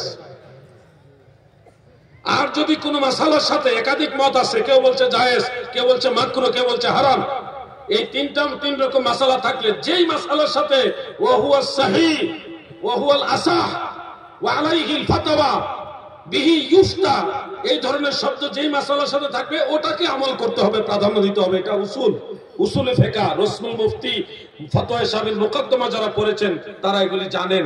এইজন্য জানাজার পরে দোয়া করা জায়েজ না জায়েজ, দুই ধরনের মাসালা আছে, একটা হলো জায়েজ আর একটা হলো নাজায়েজ। এই দুই ধরনের মাসআলার মধ্যে কোন মাসালাতেই ফুকাহায়ে আহনাফ ফতোয়ার পরিভাষা প্রয়োগ করেননি। হাযা আওলা, হাযাল মুখতার, এই ধরনের কোন শব্দ বলেনি। আলাইহিল ফাতওয়া বিহি ইউফতা, এই ধরনের শব্দ বলেনি। এই জন্য যে কোনো একটা মাসালা আপনি আমল করতে পারবেন। আর সর্বোপরি যেহেতু ইমাম ফাদলি হানাফি রাহমাতুল্লাহ আলাইহি, ওনার ফতোয়ার সাথে হাদিসে রাসূলের আমলের ম্যাচিং আছে, এই জন্য অটোমেটিক এই ফতোয়াটা গ্রহণযোগ্য হয়ে যাবে। মারহাবা বলেন। এই জন্য জানাজার পরে দোয়া করা হাদিসের আলোকেও জায়েজ, ফিকহের আলোকেও জায়েজ। আল্লাহ আমার ভাইদের বুঝার তৌফিক দেন, বলেন আমিন। সবাই বলেন আমিন। এটা অনেক বড় প্রশ্ন, ছোট করে তো বলা হয়েছে। নবী করিম সাল্লাল্লাহু আলাইহি সাল্লাম নূরে মুজাসসাম এবং সর্বপ্রথম সৃষ্টি, সর্বপ্রথম মাখলুক, বেমিসাল বেনজির মাখলুক। আল্লাহ তাআলার হিকমতে কামেলা দ্বারা বেলা ওয়াসিতা নূরে মুহাম্মাদি সৃষ্টি করেছেন। সেই নূরে মুহাম্মাদি হলো বাশারে মুহাম্মাদি। হযরত মুজাদ্দিদ আল ফিসানি রাহমাতুল্লাহ আলাইহি মাকতুবাত ইমামে রব্বানির মধ্যে উল্লেখ করেছেন, আল্লাহ তাআলা যে নূরে মুহাম্মাদি সৃষ্টি করেছিলেন সেটাই হলো বাশারে মুহাম্মাদি। এখানে নবীজির জিসম মুবারকে জড় জগতের কোনো পদার্থ মানে মাটি, পানি, এই ধরনের কোনো জিনিস দিয়ে নবীজিকে সৃষ্টি করা হয়নি। সেই নূরে মুহাম্মাদিকে বাশারে মুহাম্মাদি হিসেবে প্রকাশ করা হয়েছে। সুবহানাল্লাহ। ইমাম ইবনে হাজার মক্কি উনি বলেছেন শরহে শামাইলের মধ্যে, আর ইমাম মোল্লা আলী কারি মিশকাতে শরা মেরকাতের প্রথম খণ্ডের মধ্যে এটা নোট করেছেন এইভাবে, ওয়াখতালাফাতির রিওয়ায়াতু ফি আউয়ালিল মাখলুকাত ফাহাসিলুহা কামা বায়ানতুহা ফি শারহি শামাইল তিরমিজি আন্না আউওয়ালাহা নূর আল্লাযী খুলিকা মিনহু আলাইহিস সালাতু ওয়াস সালাম সুম্মাল মাউ সুম্মাল আরশ। যা প্রথম সৃষ্টি কি এই রিওয়ায়াতগুলির মধ্যে মতানৈক্য রয়েছে, তবে মূল বক্তব্য হলো সর্বপ্রথম আল্লাহ নূর সৃষ্টি করেছেন, যে নূর থেকে আল্লাহ তাআলা নবী করিম সাল্লাল্লাহু আলাইহি সাল্লামকে সৃষ্টি করেছেন। সুবহানাল্লাহ।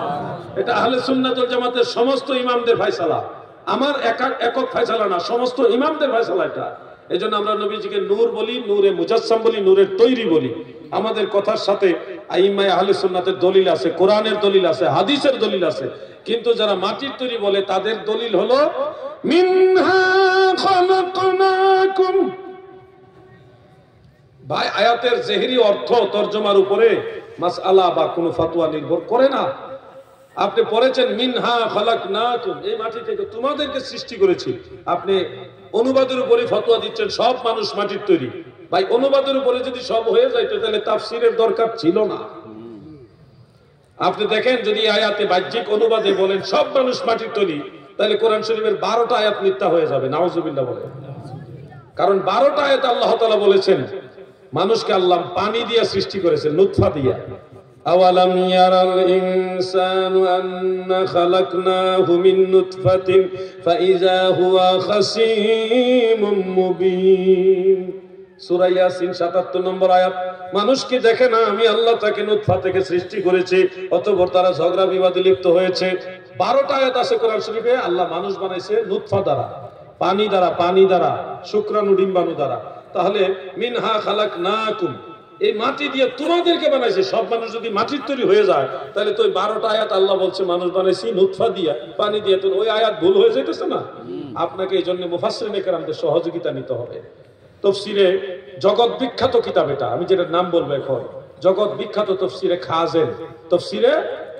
খাজেন এবং তফসিরে বাগবী, যেটার মূল নাম হলো তফসিরে মাআলিমুত তানজিল, ইমাম বাগবী রাহমাতুল্লাহ আলাইহির লেখা। এই দুইটা কিতাবের নামই বলি, বেশি বললে আবার আওলাই ফেলবেন। তাফসীরে কবিরও দেখতে পারেন, সেখানে উল্লেখ আছে মিনহা আই মিন তুরাবিল আরদে খালাকনাকুম আই খালাকনা আবাকুম, আই খালাকনা আবাকুম আদম আলাইহিস সালাম। এই জমিনের মাটি দিয়ে তোমাদের সবার বাবা আদমকে আমি আল্লাহ বানাইছি।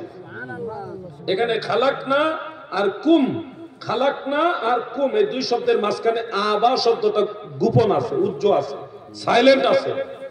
যার কারণে বাহ্যিক অনুবাদ পড়েই লাভ পাইরা ফতোয়া দিয়ে বসবেন না ভাই। এক আয়াত মানবেন আরেক আয়াত মানবেন না, তা নয়।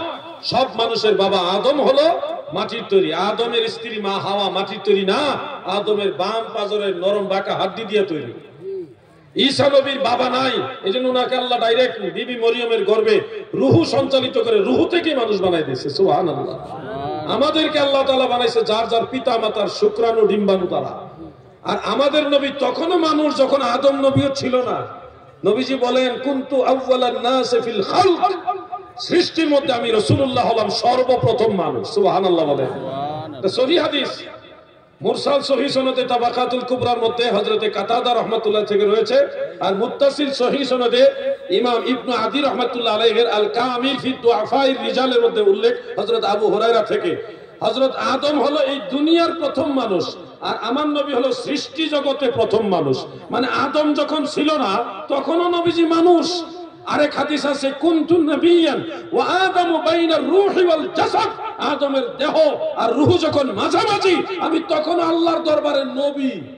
সুবহানাল্লাহ। অতএব আপনি মাটির ব্যবসা করবেন কোন দিকে? কোন দিকে সুযোগ নাই। মাটি সৃষ্টি হওয়ার বহু আগে আল্লাহ নবী মানুষ, নূরে মুজাসসাম, নবীজিকে সম্মান করে। আপনি বলবেন নূরের তৈরি হলে খাওয়া দাওয়া করে না, হ্যাঁ, হাজাতুল ইনসান পেশাব পায়খানা হয় না, বিয়ে শাদী করে না, সন্তানাদি জন্ম দেয় না। ফেরেশতারা যেমন নূরের তৈরি, তা তো খায় না, বিয়ে শাদী করে না, সন্তানাদি হয় না, পেশাব পায়খানা করে না। রাসূল পাকের বেলা এগুলি সংগঠিত হলো কেমনে? এটার উত্তর একেবারে সহজ। ফেরেশতাদের মাঝে বাশারিয়াত নাই, তারা শুধু নূর, কিন্তু বাশারিয়াত নাই। আমার নবীজি নূর এবং বাশার।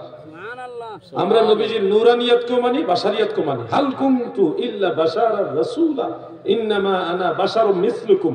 আমার নবী বেমিসাল বেনজির বাশার।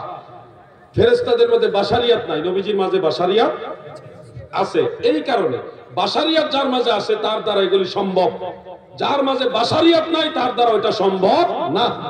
বলবেন এটার একটা উদাহরণ শুনেন। আপনারা যারা আছেন আপনারা নিশ্চয় জানেন আদম আলাইহিস সালামের পরে নবী হলো হযরত শীস আলাইহিস সালাম। শীস নবীর স্ত্রী কিন্তু মানুষ ছিল না, উনি ছিলেন হুর, জান্নাতি হুর। হুরের নাম কি জানেন? উজায়রা, হযরতে উজায়রা আলাইহিস সালাম। ওনাকে জান্নাত থেকে আল্লাহ পাঠাইছিলেন। আদম নবীর প্রত্যেকটা সন্তান জোড়ায় জোড়ায় জন্ম হয়েছে, একটা ছেলে একটা মেয়ে, একটা ছেলে একটা মেয়ে, জোড়ায় জোড়ায় 40 জোড়া, আরেক বর্ণনা আছে 110 জোড়া সন্তান জন্ম হয়েছে হযরত আদম আলাইহিস সালামের। আর শুধুমাত্র শীস আলাইহিস সালাম একা জন্ম হয়েছে, ওনার সাথে কোনো বোন মেয়ে জন্ম হয়নি। এই জন্য ওনার সাথে বিয়ে দিবে কে? আর তো কোন নাই, ভাগে তো নাই। ওই জন্য আল্লাহ তাআলা ওনার জন্য জান্নাত থেকে হুর পাঠাইছেন, হযরত উযাইরা আলাইহিস সালাম। তিনি বিবাহ বন্ধনে আবদ্ধ হয়েছে শীস আলাইহিস সালামের সাথে। সেই জান্নাতি হুর তো নূরের তৈরি, উনি তো মাটির তৈরি না। তাহলে সেই হুরের পরবর্তী বংশধর তো আমরা। পৃথিবীতে এখন যারা আছি প্রায় বেশিরভাগ মানুষ হলো শীস পয়গম্বরের বংশধর। তাহলে আপনারা দেখেন, আমরা তো জন্ম হয়েছি নূরের তৈরি একজন জান্নাতি হুরের গর্ভ থেকেই পরবর্তী প্রজন্ম আমরা আসছি। তো শীস নবী যদি নূরের তৈরি হুর বিয়ে করে ওনার মাধ্যমে সন্তান আদি নিতে পারে, তাহলে আল্লাহ রসুলের বেলায় এত আপত্তি কেন আপনাদের? কথা বুঝতেছেন আপনারা? আল্লাহ যেন সবাইকে বোঝার তৌফিক দেন, আমিন। হুজুর আর কষ্ট নিব না। আজকে এখানে শেষ। আসেন দাঁড়িয়ে নবীজিকে সালাম জানাইয়া।